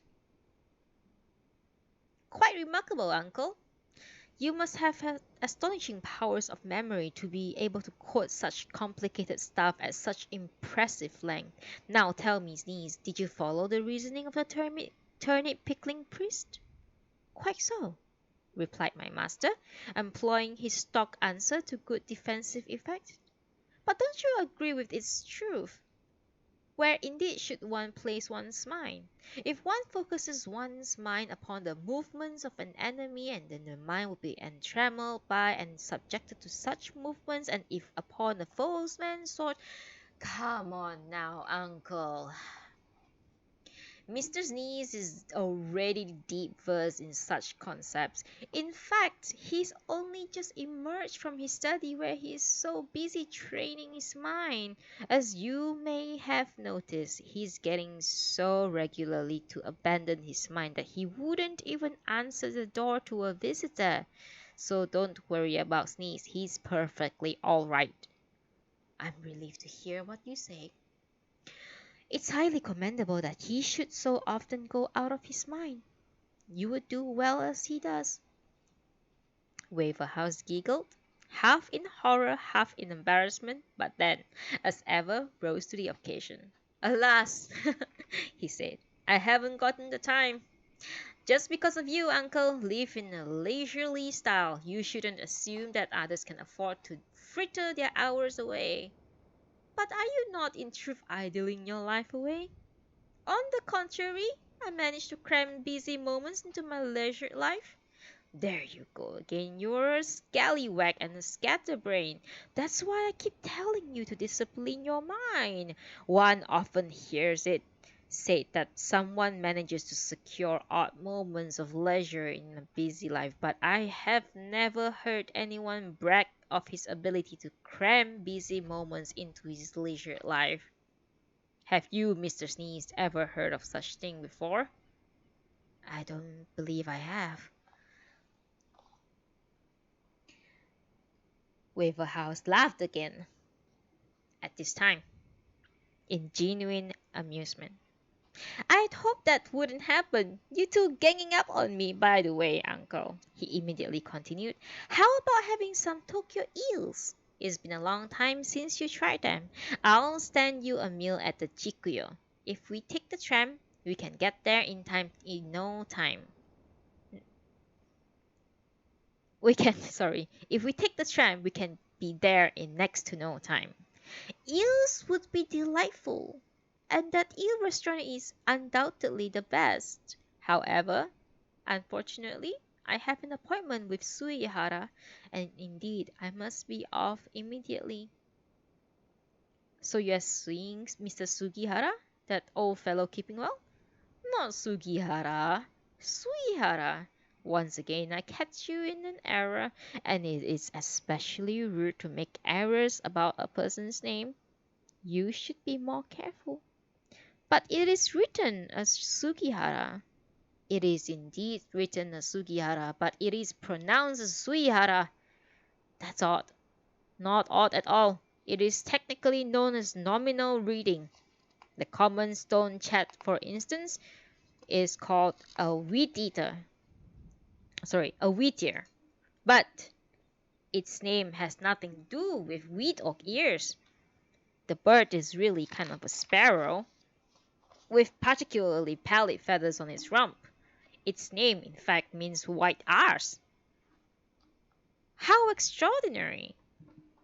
Similarly, the magpie was originally a maggot pie, not because it had anything to do with maggots or meat pies, but because this pie, this black and white crow, was still earlier named a Margaret pie. just as the sparrow was dubbed Philip, the red-breasted robin, and some tits Tom, Margaret and its associated nickname seems to have particularly fruitful in the fields of linguistics, for it was also from the time the owls came to be called matched.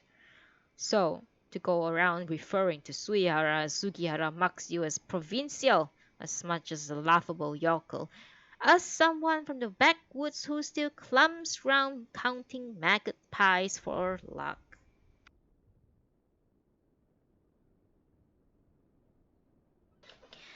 Ah, my cat finally gets out from my lap and I can move closer to my table.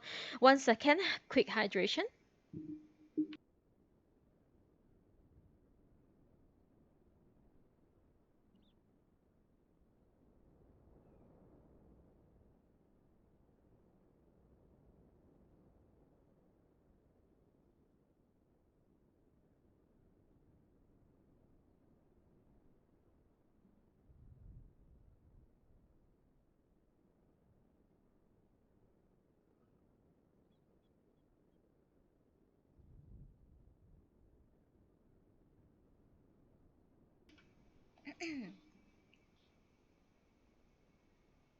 All right, I defer to your superior knowledge of paternalities. But if you are going off to see your old friend, how shall we arrange things?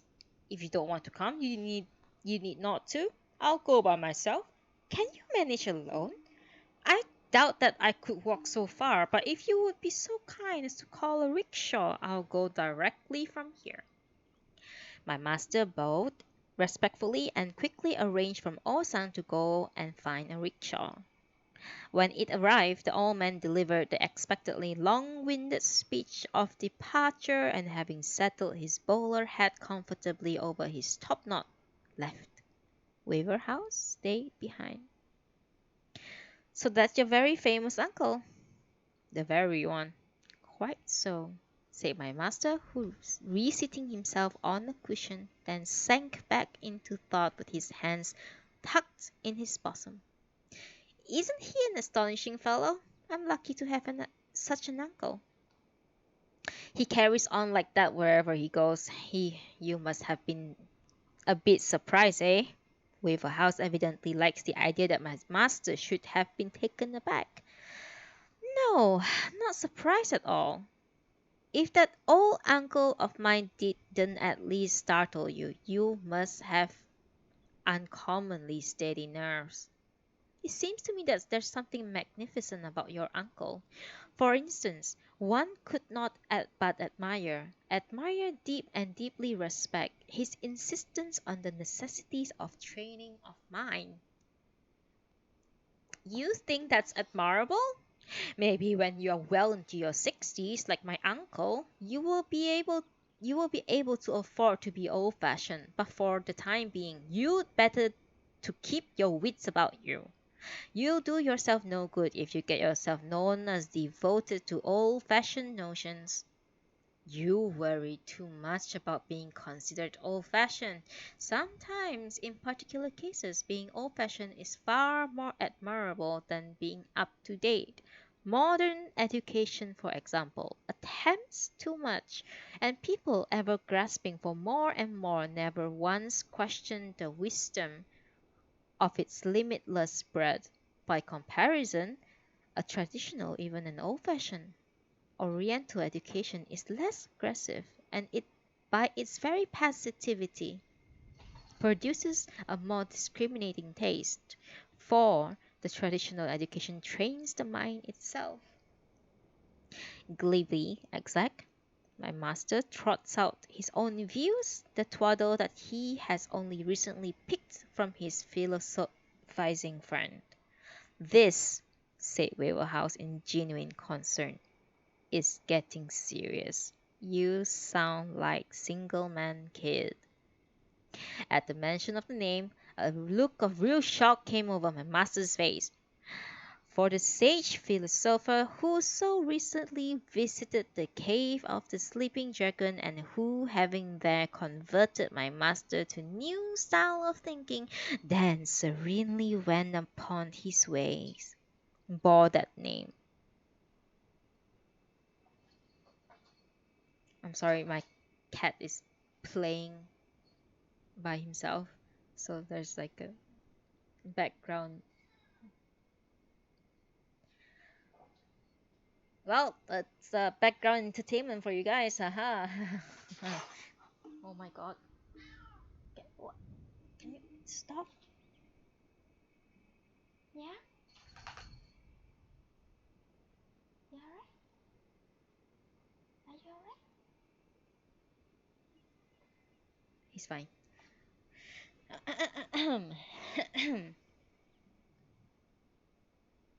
And Waverhouse had been dead right in his comparison. For my master's words, solemnly spoken as his own original conclusion, were in fact all straight creeps from Kit's unhinging homily. Since my master had not realized that Waverhouse knew Kit, the speed of which Waverhouse attributed such ideas to their true source reflected unflatteringly on the superficiality of my master's grasp of them. Indeed, my master actually seems bright enough to regard Waverhouse's comment as a slight upon himself. To establish how much Waverhouse really knew, my master point blank asked him, "Have you ever heard him explaining his ideas?" Have I ever heard him? That man's ideas haven't changed one whit in the long 10 years since I first heard them in our own undergraduate days. Since the truth does not change, perhaps that very lack of variance at which you sneer at is in fact a point of favor in his theories. Oh dear, oh dear. Look, it's because men like you lend sympathetic ear to his ravings that he keeps on raving away. But just consider the man. His family name suggests that he's descended from goats. And that straggly beard, a Billy's goatee even in college days, confirms his blood stock, and his own name too is singular beyond the point of simple idiosyncrasy. Now, let me tell you a story. One day, some years ago, he came to visit me and, as usual, lectured me at length on the marvels of his mental training and his consequent passive discipline. He went on and on, all the same old tripe, and he simply wouldn't stop talking. Eventually, I suggested it was getting late, but he wouldn't take a hint. He said he didn't feel sleepy at all, and to my intense annoyance, rattled ever on his cranky notions. He became so much of a nuisance that I finally told him, however wakeful he might feel, I was dead tired. I begged and coaxed him to go to bed, and at long last he went. So far, so good.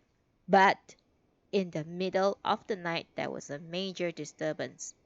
A rat, I'm almost sorry to say, came and bit him on his nose. Now, although he had worn my ears off with his repetitive accounts of his spiritual enlightenment, of the way his training has lifted above all his concerns with merely mundane matters, as soon as the rat had nipped his nose, he displayed a tremendous interest in worldly realities. He was even worried lest his life should be in danger. What, he demanded, if the rat's teeth were infected? The poison, he whimpered. Do something. Oh my god. One moment, please. I'm sorry.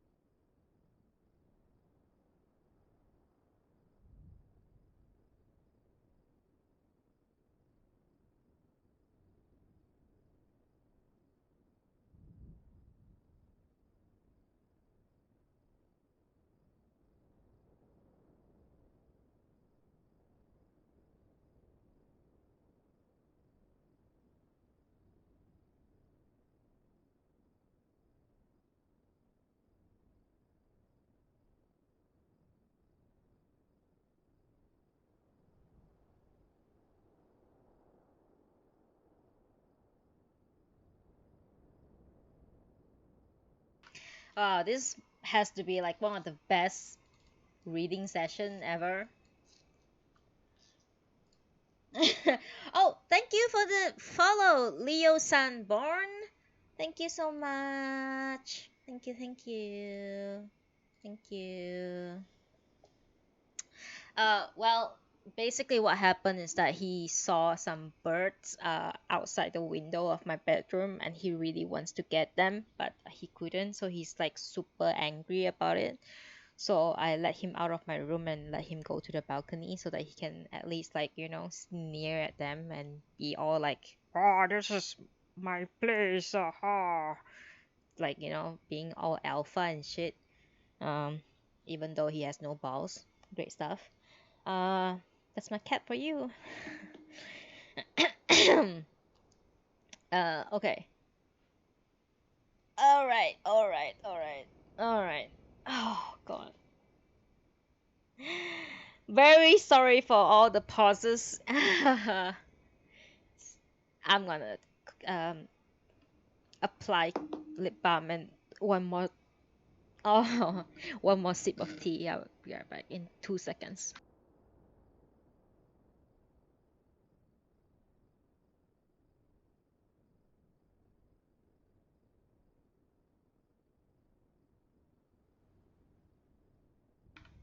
Hell yeah. That's just the cruelty of this world.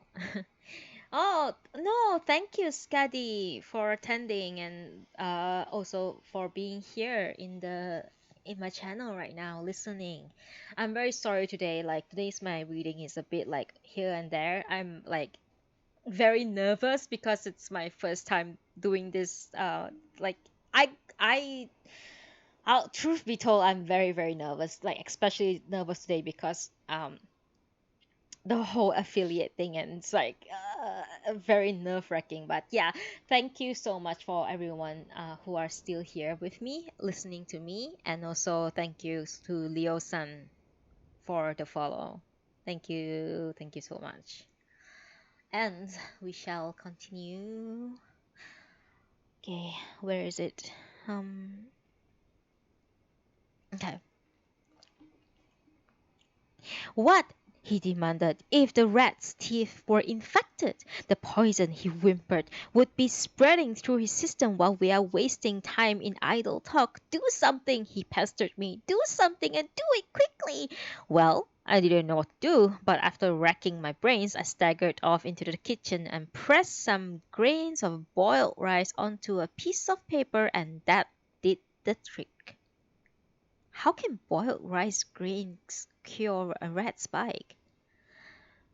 Well, I told him that the gooey mash was imported ointment recently invented by a famous German doctor, that it had proved immediate and sovereign cure when applied in, I think, the state of a hyper bad two-person's fang with venomous serpents, provided you clap this on your life, I told him.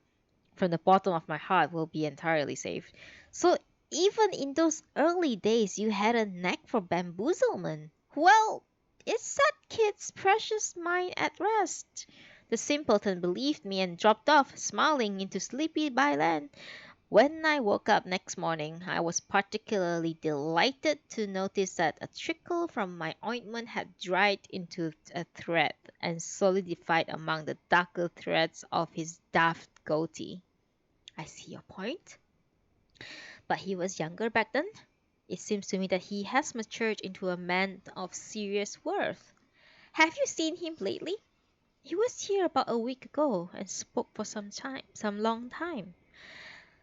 Ah, that explains why you have been so actively brandishing these childish negativities of the kids' school. It so happened that I was very much impressed by his ideas, and I am currently considering whether I myself should make the effort demanded by his mental discipline. Well, making an effort is always a good thing, but you'll only make a fool of yourself if you persist in swallowing every tinsel tale that flashed in front of you. The trouble with you is that you believe anything and everything that anyone says. Though Kid talks loftily about freeing himself from coarse realities by the disciplined power of his mind, the truth is that in a real crisis, he will be no different from the rest of us. You remember that big earthquake about 9 years ago? The only person who jumped from an upstairs window and so broke his leg was your imperturbable Kid. But as I recall it, he has his own explanation of that incident. Of course he has! And a wonderful explanation naturally it is. Kid's version of that scaredy cat reality is that working of Zen training mind so sharp when faced with emergency it reacts with the terrifying speed of a bullet fired from a rifle while all the others, he says, were fleeing helter-skelter during the earthquake. He simply leaped down from an upstairs window. This pleased him very much, and for it was a proof that his training has resulted in a truly fantastic immediacy of reaction.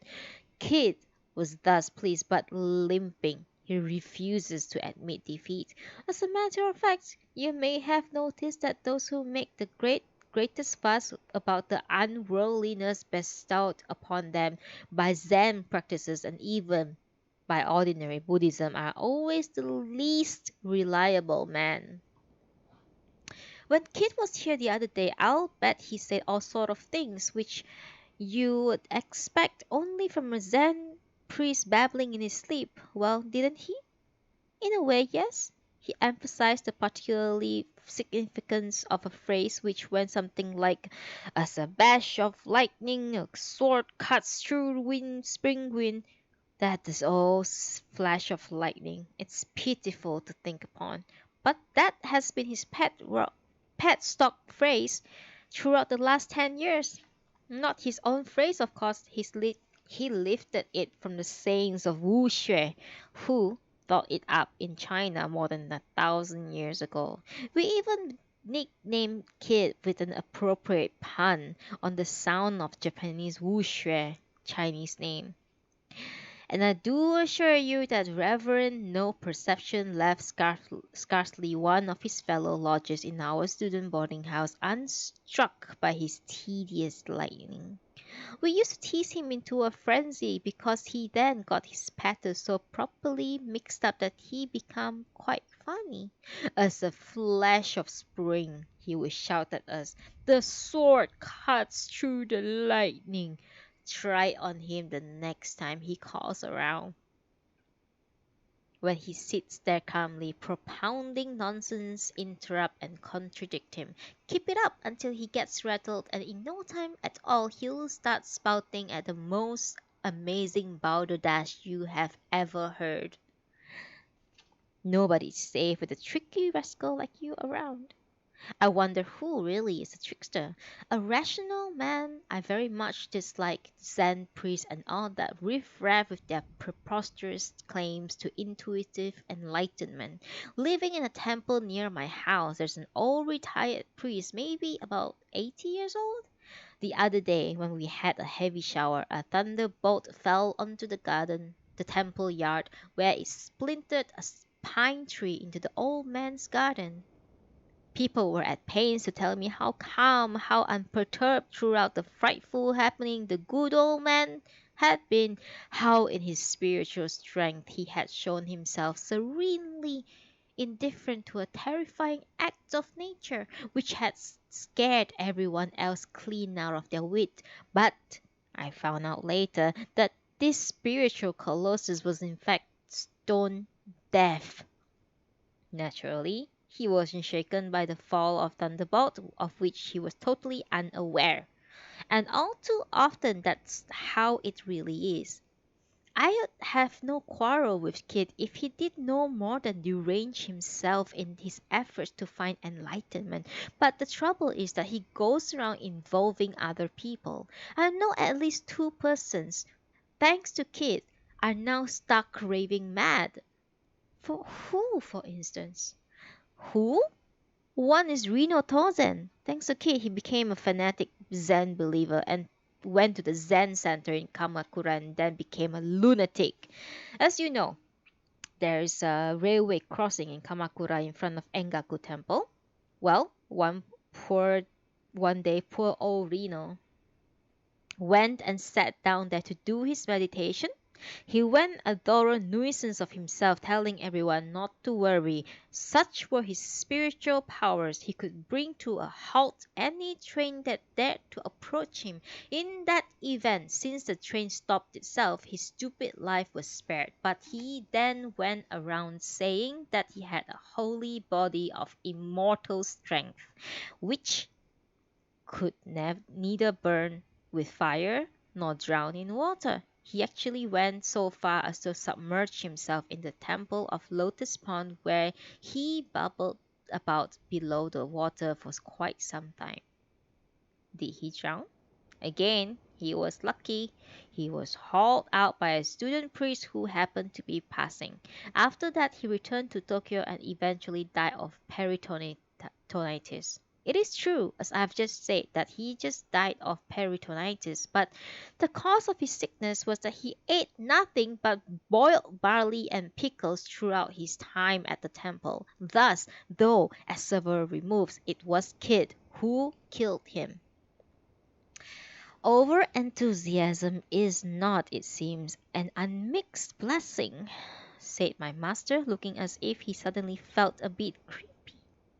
Yes, indeed, and there is yet another of my classmates who Kid meddlesome ministration brought to an unhappy ending. How terrible! Who was it? Poor old Felman Flap. He too was egged on into intemperate enthusiasm by the cranky Kid, and used to come out with pronouncements such as "the eels are going up to heaven," in the sense that they actually did. What do you mean by that?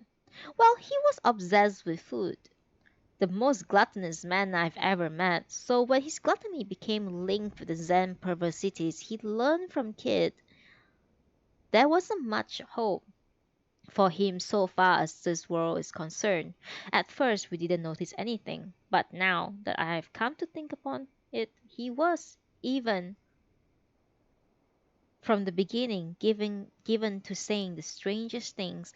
For instance, on one occasion when he was visiting me at home, he warned somewhat ponderously that beef cutlets might soon be coming to roost in my pine trees.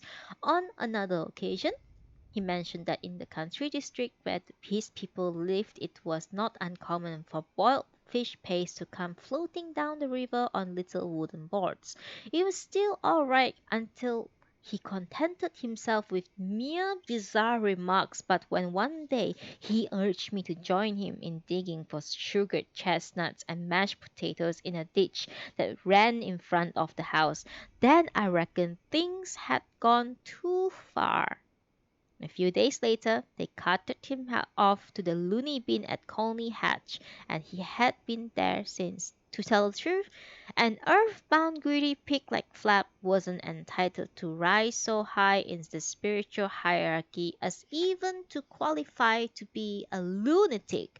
So, I suppose he ought to thank Kid for that ludicrous measure of advancement. Yes, indeed. The influence of single man Kid is quite something. Moment for hydration.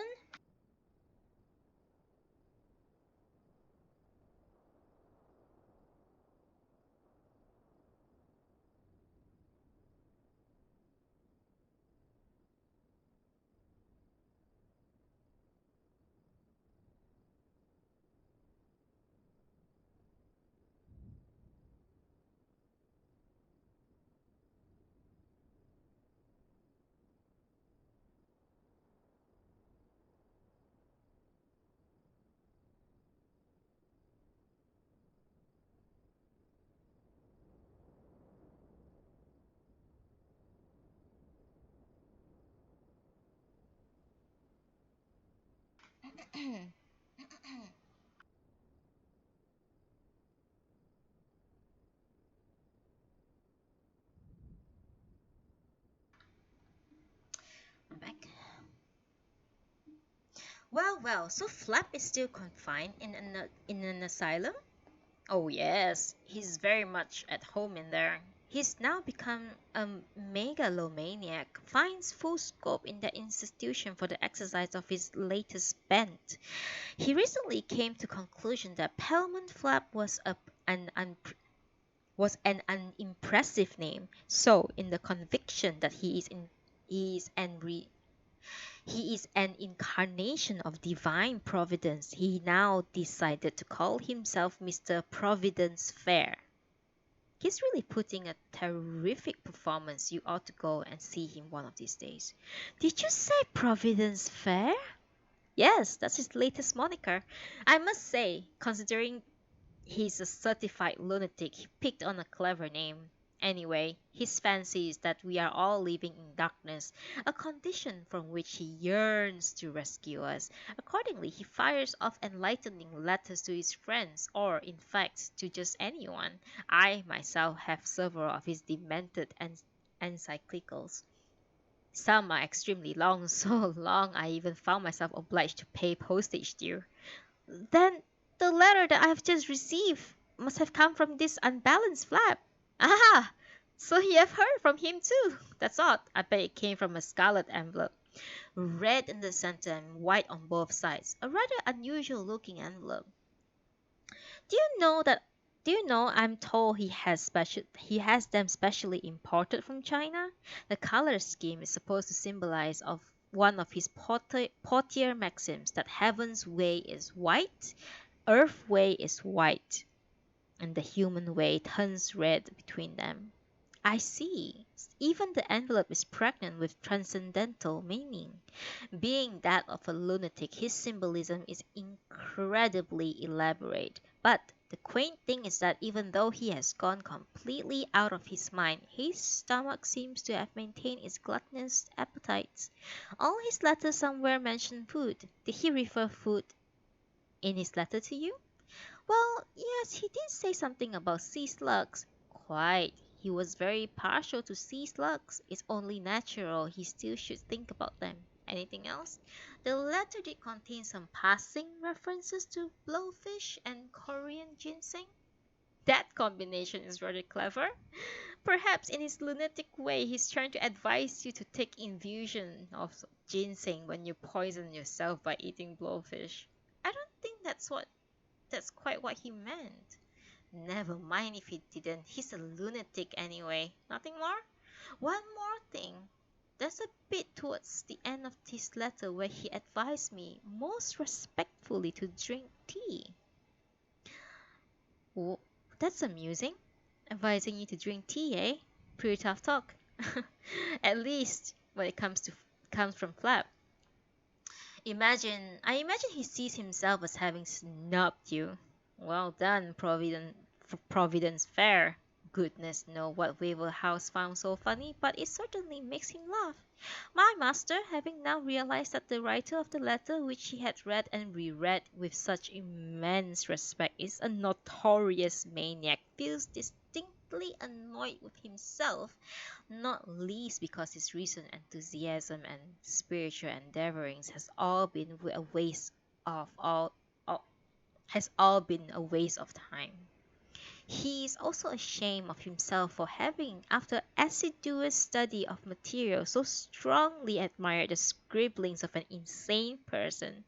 And to top off his discomfiture, he harbors a sneaking suspicion that anyone so impressed by a madman's work is himself likely to be not altogether in the head. He consequently sits there looking decidedly upset in a mixed condition of anger, humiliation, and worry. Just at the moment we heard a sound of the entrance door being roughly opened and the sound of heavy boots crunching on the stepstone. Then a loud voice shouted, "Hello! Excuse me! Is anyone there at home?" Unlike my sluggish master, Waverhouse is a buoyant third person. Up on his feet in a flash, he sweeps. Sorry. Without waiting for Osang to answer the caller, he calls out, "Who is it?" Up on his feet in a flash, he sweeps through the neighborhood anteroom in a couple of strides and disappears into the entrance hall. The way he comes barging right into someone else's house without being announced or invited, of course, annoying, but once inside, he generally makes himself useful by performing such houseboy functions such as answering the door. Still, Waver House does in truth make himself useful. The, the fact remains that in this house he is a guest. It is not proper when a guest flits out to the entrance hall, the master of the house should just stay sitting, disturbingly undisturbed, on the drawing room floor. Any normal person would at least get up and follow a guest, any guest, out to the entrance hall. But Mr. Sneeze is and always will be his own obdurate self. Seemingly totally unconcerned, he sits there with his bottom planted on a cushion, but though such steadiness of bottom might be thought to imply some steadiness of nerve, he was inside a simmer of emotions. Waverhouse can be heard conducting an animated conversation at the entrance, but eventually he turns to shout back into the drawing room. "Sneeze!" he yells. "You're wanted! You'll have to come out here! Only you can cope with this!" My master sighs in resignation, and his hands still tucked inside his robe slowly shuffles his way into the entrance. There he finds Waverhouse, holding the visitor's card in his hand, crouched down in the polite posture for receiving visitors. Seen from the back, however, the posture looks extremely undignified. The visiting card informs my master that his latest visitor is Police Detective Yoshida Torazo from the Metropolitan Police Office. Standing beside Torazo is a tall young man in his 20s, smartly dressed in a kimono ensemble of fine striped cotton. Quaintly enough, this personable young fellow is like my master in that similarly silent. He also stands with his hands kept tucked inside his robe. The face strikes me as vaguely familiar. Looking at him a little more closely, I suddenly realize why. Of course, it's the man who burgled us a short while back and made off with a box of yam. And here he is again, by broad daylight, standing there as calm as you please, this time at the front entrance. Sneeze, say Waverhouse. This person is a police detective. He has called specially to tell you that the man who burgled you the other night has now been caught, so he wants you to come to the police station. My master seems to at last understand why he is being raided by the police, but accordingly, turning to face the burglar, bows politely. An understandable mistake, since the burglar looks decidedly more presentable than the detective. The burglar must have been very surprised, but since he hardly can be expected to identify himself as a burglar, he just stands there calmly. He still keeps his hand buried in the fold of his kimono, but being handcuffed, he cannot take out his hand even if he wants to. Any sensible person could correctly interpret the situation by the appearance of the individuals concerned by my master, out of touch with modern trends, but still makes too much of officials and the police. He thinks the power of authorities is really terrifying, though he is just capable of grasping that, in theory at least, policemen and other creatures are no more than watchmen employed by us and paid by us, and in actual he is ready to drop on his hands and knees at the first sight of uniform. My master's father, the headman of a district on the outskirts of some minor town, quickly developed the ugly habit of creeping to his superiors. Perhaps an act of divine justice, his son was born with a cringing streak which one can but notice in my master's character. I find this very pitiful.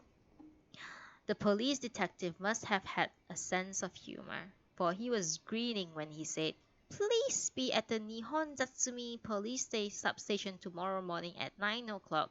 Would you also tell me precisely what goods were stolen from you?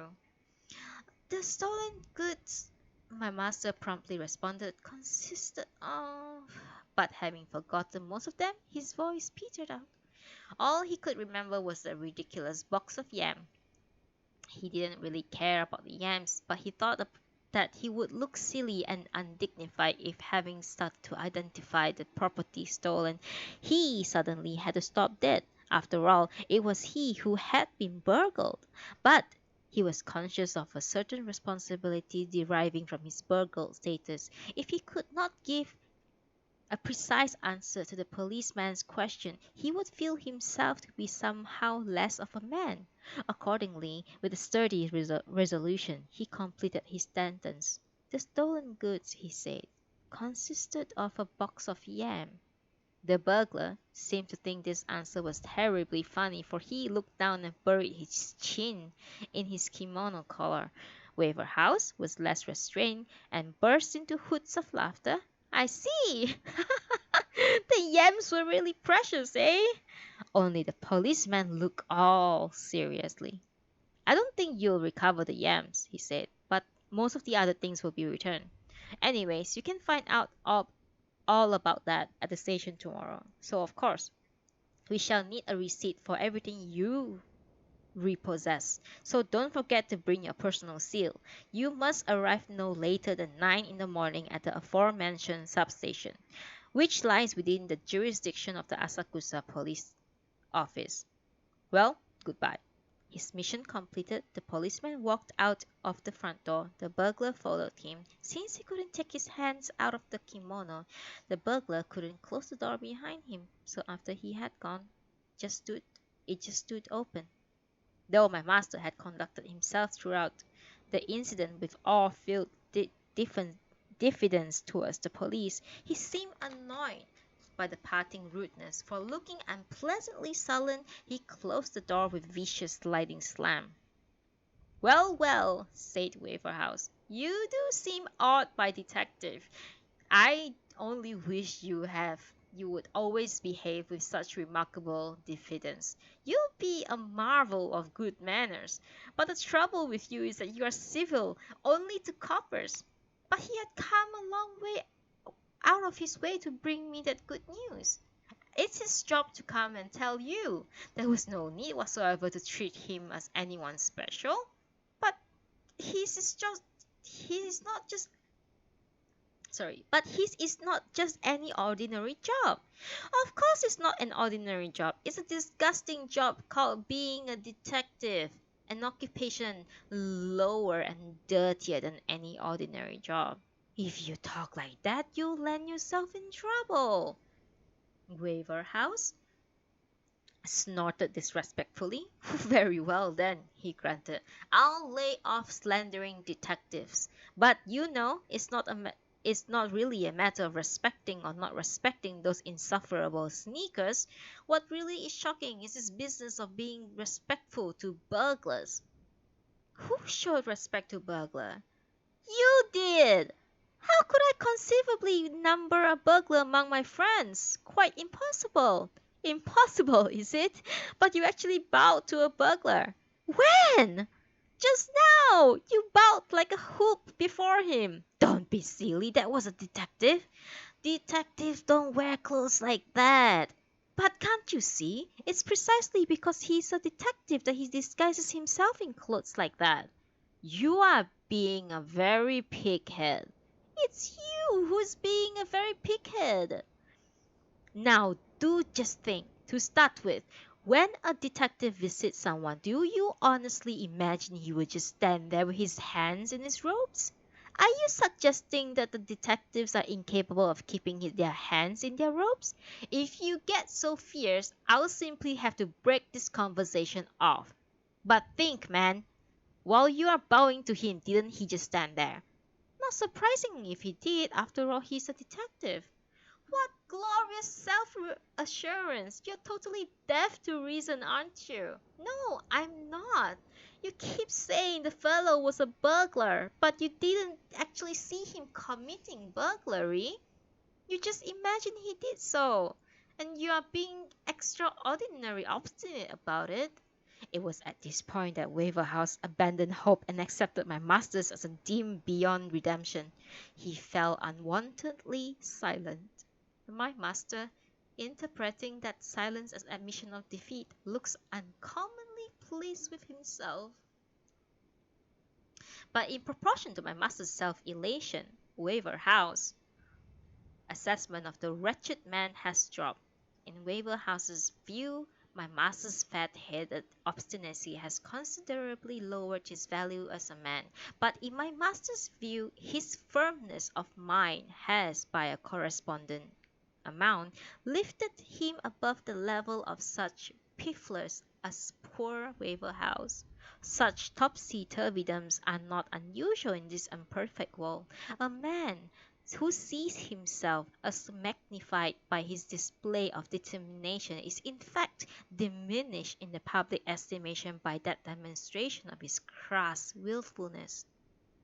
The strange thing is that, to his dying day, this mulish bigot regards his dull opinionarity as somehow meritorious, a characteristic worthy to be honored. He never realizes that he has made himself a despised laughing stock, and that sensible people want nothing more to do with him. He has, in fact, achieved happiness. I understand, to such joy, the wallowing well-being of a pig in its sty is called pig's happiness. Anyway, said Waverhouse, do you intend to go to the copper shop tomorrow? Of course. I've been asked to be there by 9 o'clock, so I'll leave the house at 8. What about school? I'll take the day off. That's school, who cares? Retorts my master with a venomous vigor. My, what a roaring boy we have become! And all of a sudden, too. But will it really become alright to take a day off? Of course it'll be alright. My salary is paid on monthly basis, so there's no danger of them deducting a day's wages. It's quite safe. There is, of course, something unpleasant sly in these remarks, but the very frankness of his comments reveals that my master is more simple than dishonest, though he is, alas, both. Fine, but do you know how to get there? Why should I know the way to the police station? My master is clearly snark. But it will presumably be quite easy to get there by rickshaw. Your knowledge of Tokyo seems no better than that of my uncle from the provinces. I give up. You're welcome. Waverhouse responded to the petty spitefulness with another burst of laughter. Don't you realize that the police station you'll be visiting is not in any ordinary district? It's down in Yoshiwara. Where? In Yoshiwara. You mean the red light district? That's right. There's only one Yoshiwara in Tokyo. Well, now do you still want to go? Waverhouse starts teasing him again. On realizing that Yoshiwara meant the Yoshiwara, my master flinched and seemed to hesitate. But, quickly thinking it's over, he decided to put on quite unnecessarily bold front. Wherever it may be, red district or not, I said I'll go, so go I will. In circumstances of this kind of fool is like to prove pig-headed. Waverhouse, unimpressed, coolly remarked, "It may prove interesting. You really ought to see the place." The ructions caused by the detective incident died away, and in the subsequent conversation, Waverhouse displayed his inexhaustible gift for amusing banter. When it began to grow dark, he got up and explaining that his uncle would be annoyed if he stayed out unduly late, took his departure. After he had gone, my master downed a hurried dinner and withdrew to the study. There again, with his single arm close folded, he started to muse aloud. According to Waverhouse, single man kid whom I admired and whose example I very much wanted to follow is not in truth a person worthy of imitation. On the contrary, the theory he advocates seems like sadly lacking in common sense, and as Waverhouse insisted, contains features that strongly suggest lunacy, suggestions which appears all the well-founded when one remembers that two kids' most enthusiastic disciples are incontrovertibly mad. One extremely dangerous situation. If I become too much involved with him, I find myself liable to be regarded as unbalanced.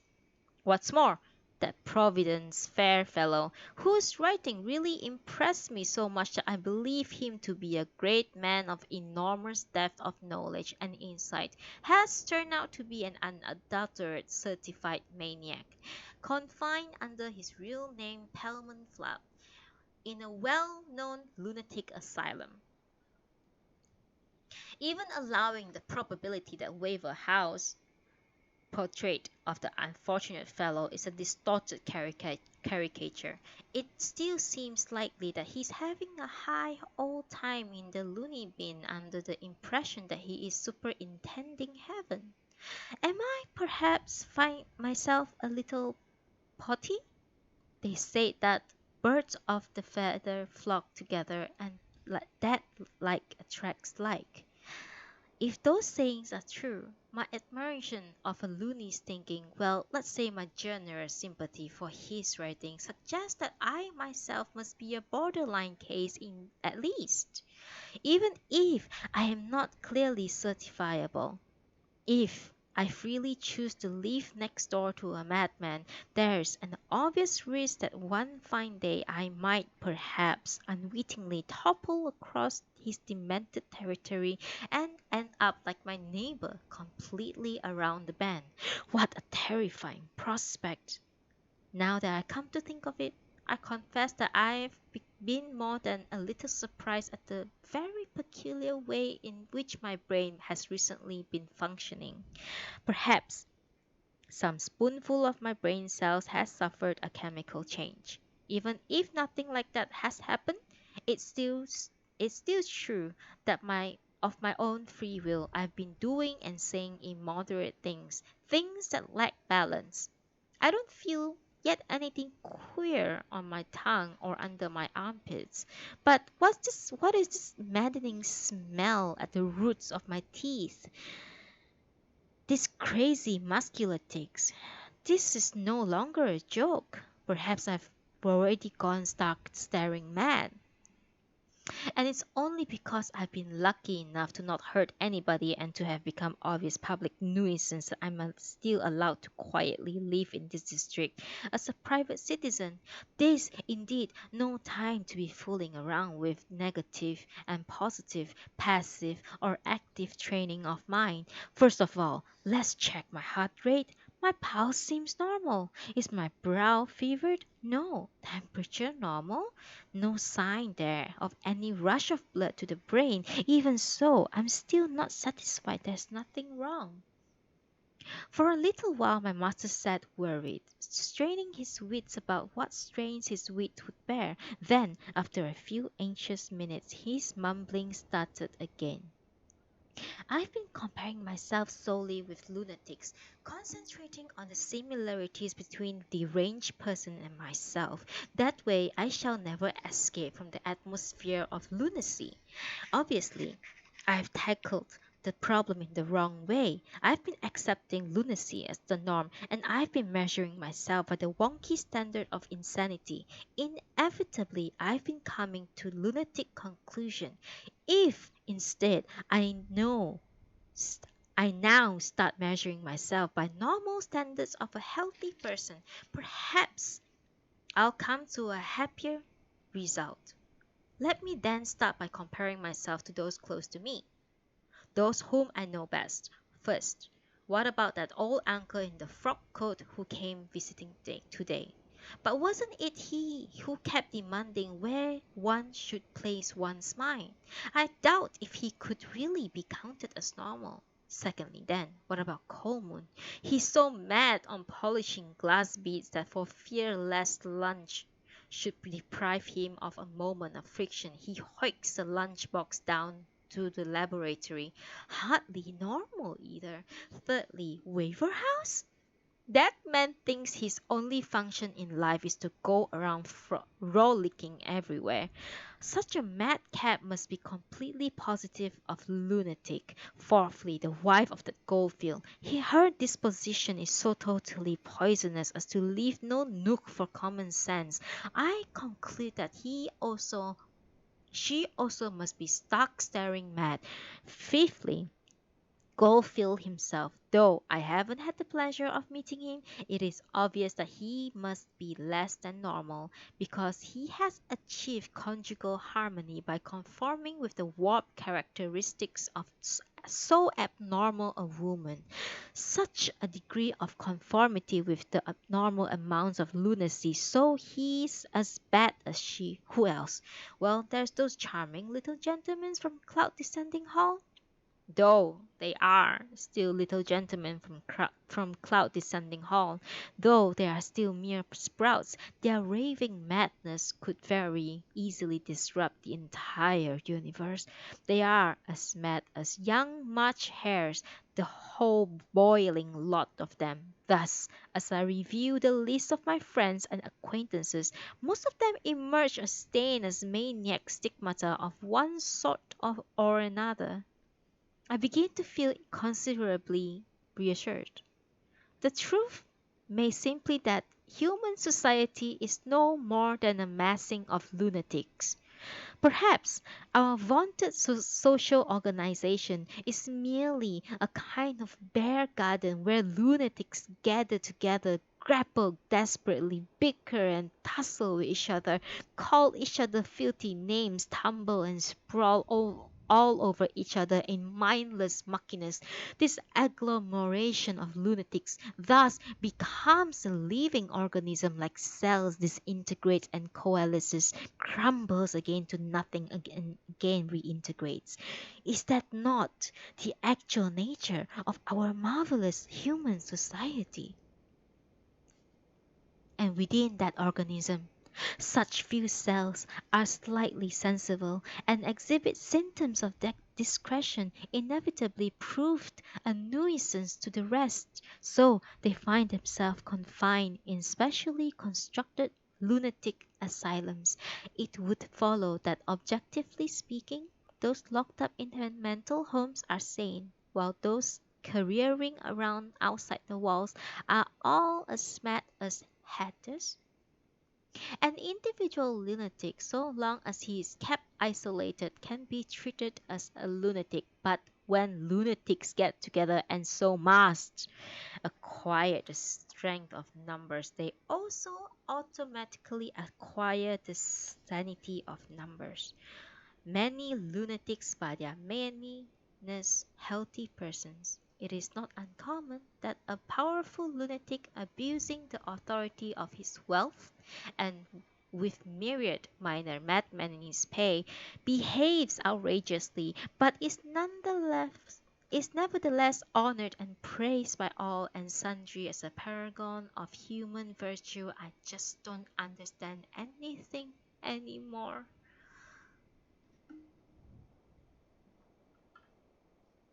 I have not altered a word of my master's sad soliloquies. So, as he sat there all that evening, deep in twitchless meditation, under the forlorn light of his solitary lamp, if further evidence were needed, his drooling words confirmed the dullness of his brain. Though he sports a fine moustache like Kaiser Bill, he is so preternaturally stupid that he can't even distinguish between a madman and a normal person. Not only that, but after he has given himself the heartache and excruciating mental torment of considering lunacy as an intellectual problem, he finishes up by dropping the matter without reaching any conclusion whatsoever. He lacks the brain power to think through a problem. Any problem in any field, he's a poor old blithering mutt. The only thing worth noting about the whole of his evening's performance is that characteristically his conclusions are as vague and elusive as the grayish cigarette smoke leaking from his nostril. I am a cat. Some of you may wonder how a mere cat can analyze his master's thought with such detailed acumen, which I have just displayed. Such feat is a mere nothing for cat. Quite apart from the precision of my hearing and the complexity of my mind, I can also read thoughts. Don't ask me how I learned that skill. My methods are none of your business. The plain fact remains that when apparently sleeping on a human lap, I gently rub my fur against his tummy, a beam of electricity is thereby generated, and down that beam into my mind's eye every detail of his innermost reflections is reflected. Only the other day, for instance, my master, while gently stroking my head, suddenly permitted himself to be entertained the atrocious notion that if he skinned this snoozing Moggy and had his pelt made up into a waistcoat, how warm, how wonderfully warm the kittish warm would be. I at once sensed what he was thinking and felt an icy chill creep over me. It was quite horrible. Anyway, it's this extrasensory gift which has enabled me to tell you that what my master said was but even what he thought throughout this dreary evening. But, as you must know now, he's pretty feeble specimen of his unperceptive kind. When he's got as far as telling himself that he just doesn't understand anything anymore, his energies were exhausted and he dropped off into sleep. Sure, as eggs are eggs, when he wakes tomorrow, he'll have forgotten everything he has just been thinking, even why he thought of it. If the matter of lunacy ever again occurs to him, he'll have to start anew, right from the scratch. But if that ever does happen, I cannot guarantee that his thinking will follow the same line in order to arrive at the conclusion that he just doesn't understand anything anymore. However, no matter how often he ponders these problems, no matter how many lines of thoughts he develops, one thing I can guarantee with absolute assurance. I give you my feline word that he will invariably conclude just before dropping asleep with an admission that he just doesn't understand anything anymore. And that is the end of chapter 2, volume 3 of I Am a Cat by Natsume Sōseki.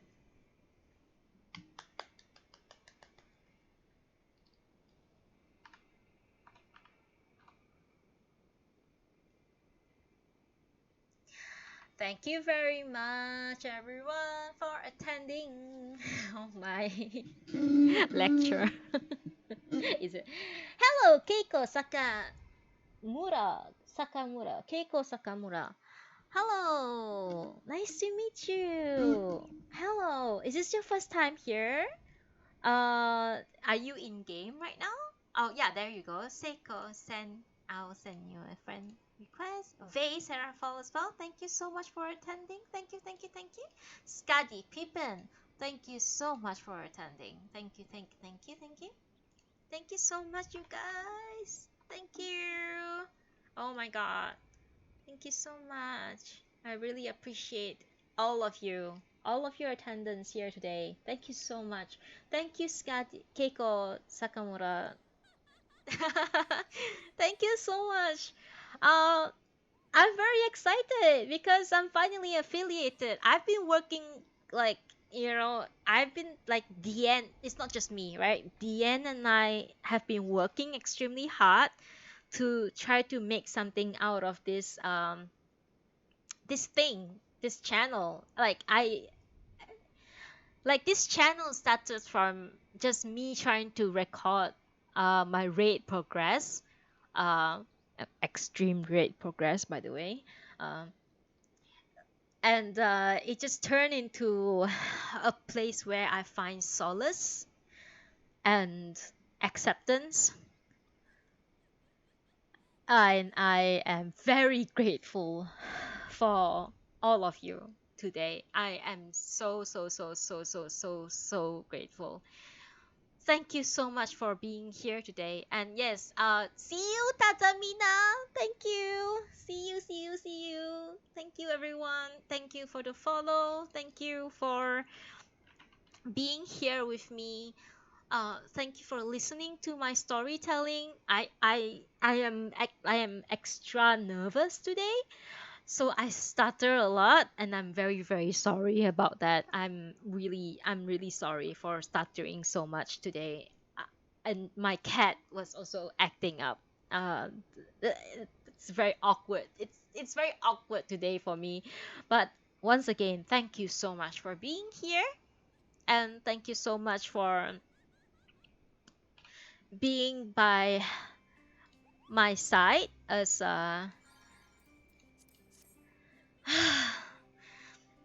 thank you for being here on the day when my channel is now affiliated.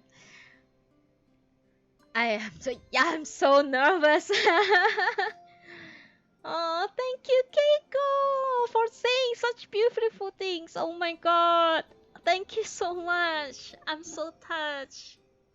Thank you.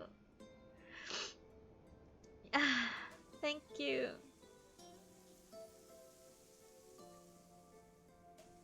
This is this is amazing. I never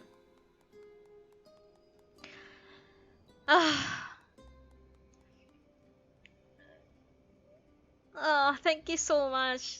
I'm so touched by everything. Thank you, Twisty, for all the subs.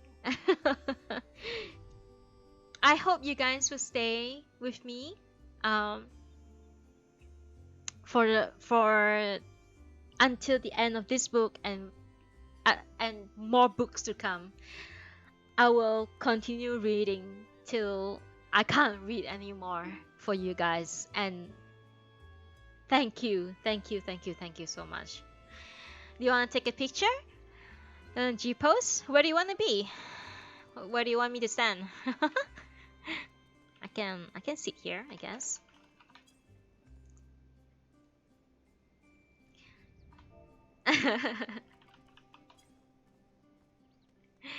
Thank you so much for being here. Deanne, come sit beside me. Come on. You're my manager. I think Deanne might be AFK.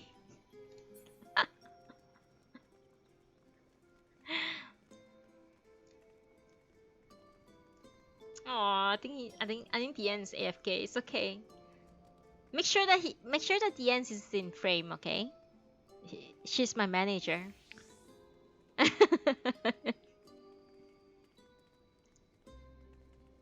I'm very bad with GPO, so please, please, I'll leave it to you all, okay? Thank you so much, you guys. This is insane. Um.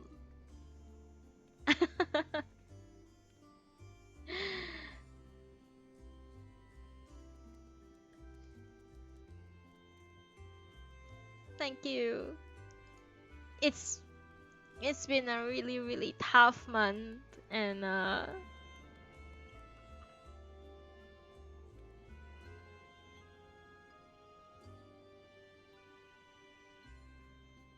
working on the channel with the end has helped me a lot.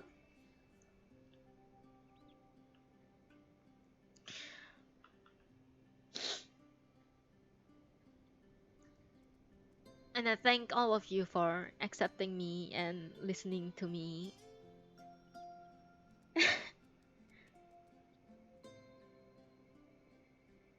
Sorry.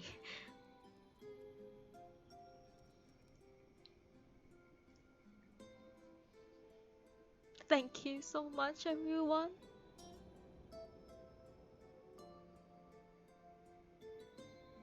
Aww, Keiko.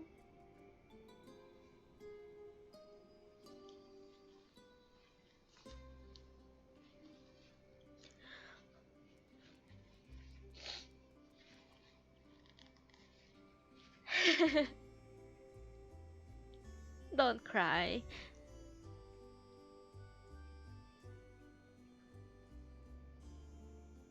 The channel has been a great distraction for me for the past month, and I am forever grateful to Diane for helping me out all this while. Um, and I'm forever grateful for everyone who come and listen to me read. All of you, all of the first listeners, everyone who has gone through I Am a Cat by Natsume Sōseki. I will forever remember all of you.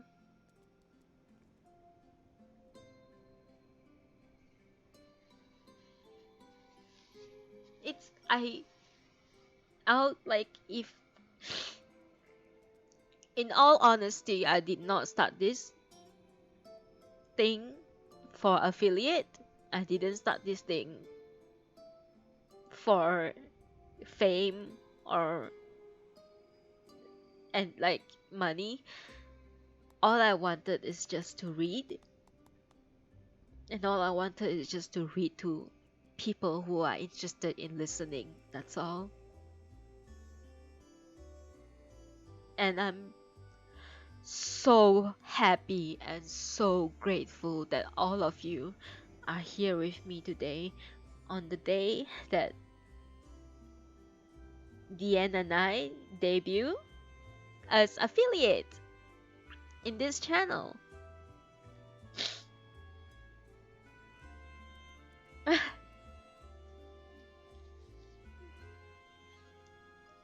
Keiko, you're so good with words, Keiko.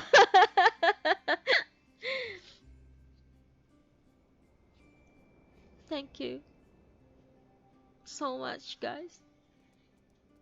It really means a lot to me.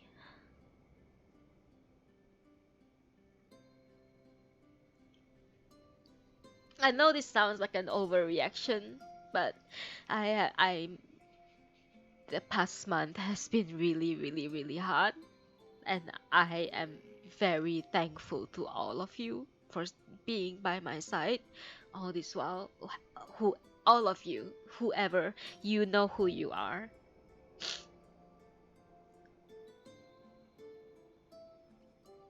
Thank you.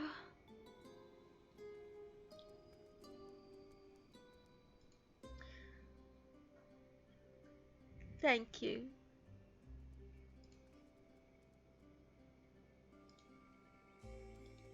Oh, don't say that. I didn't do anything. I just cried like an idiot.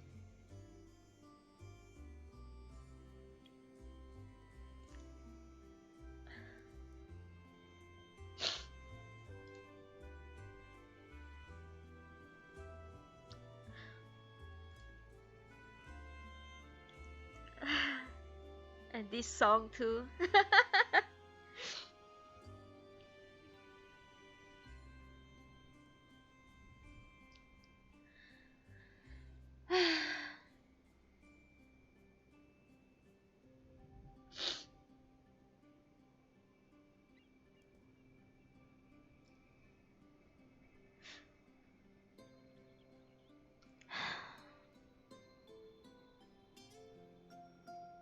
Thank you for being here with me today.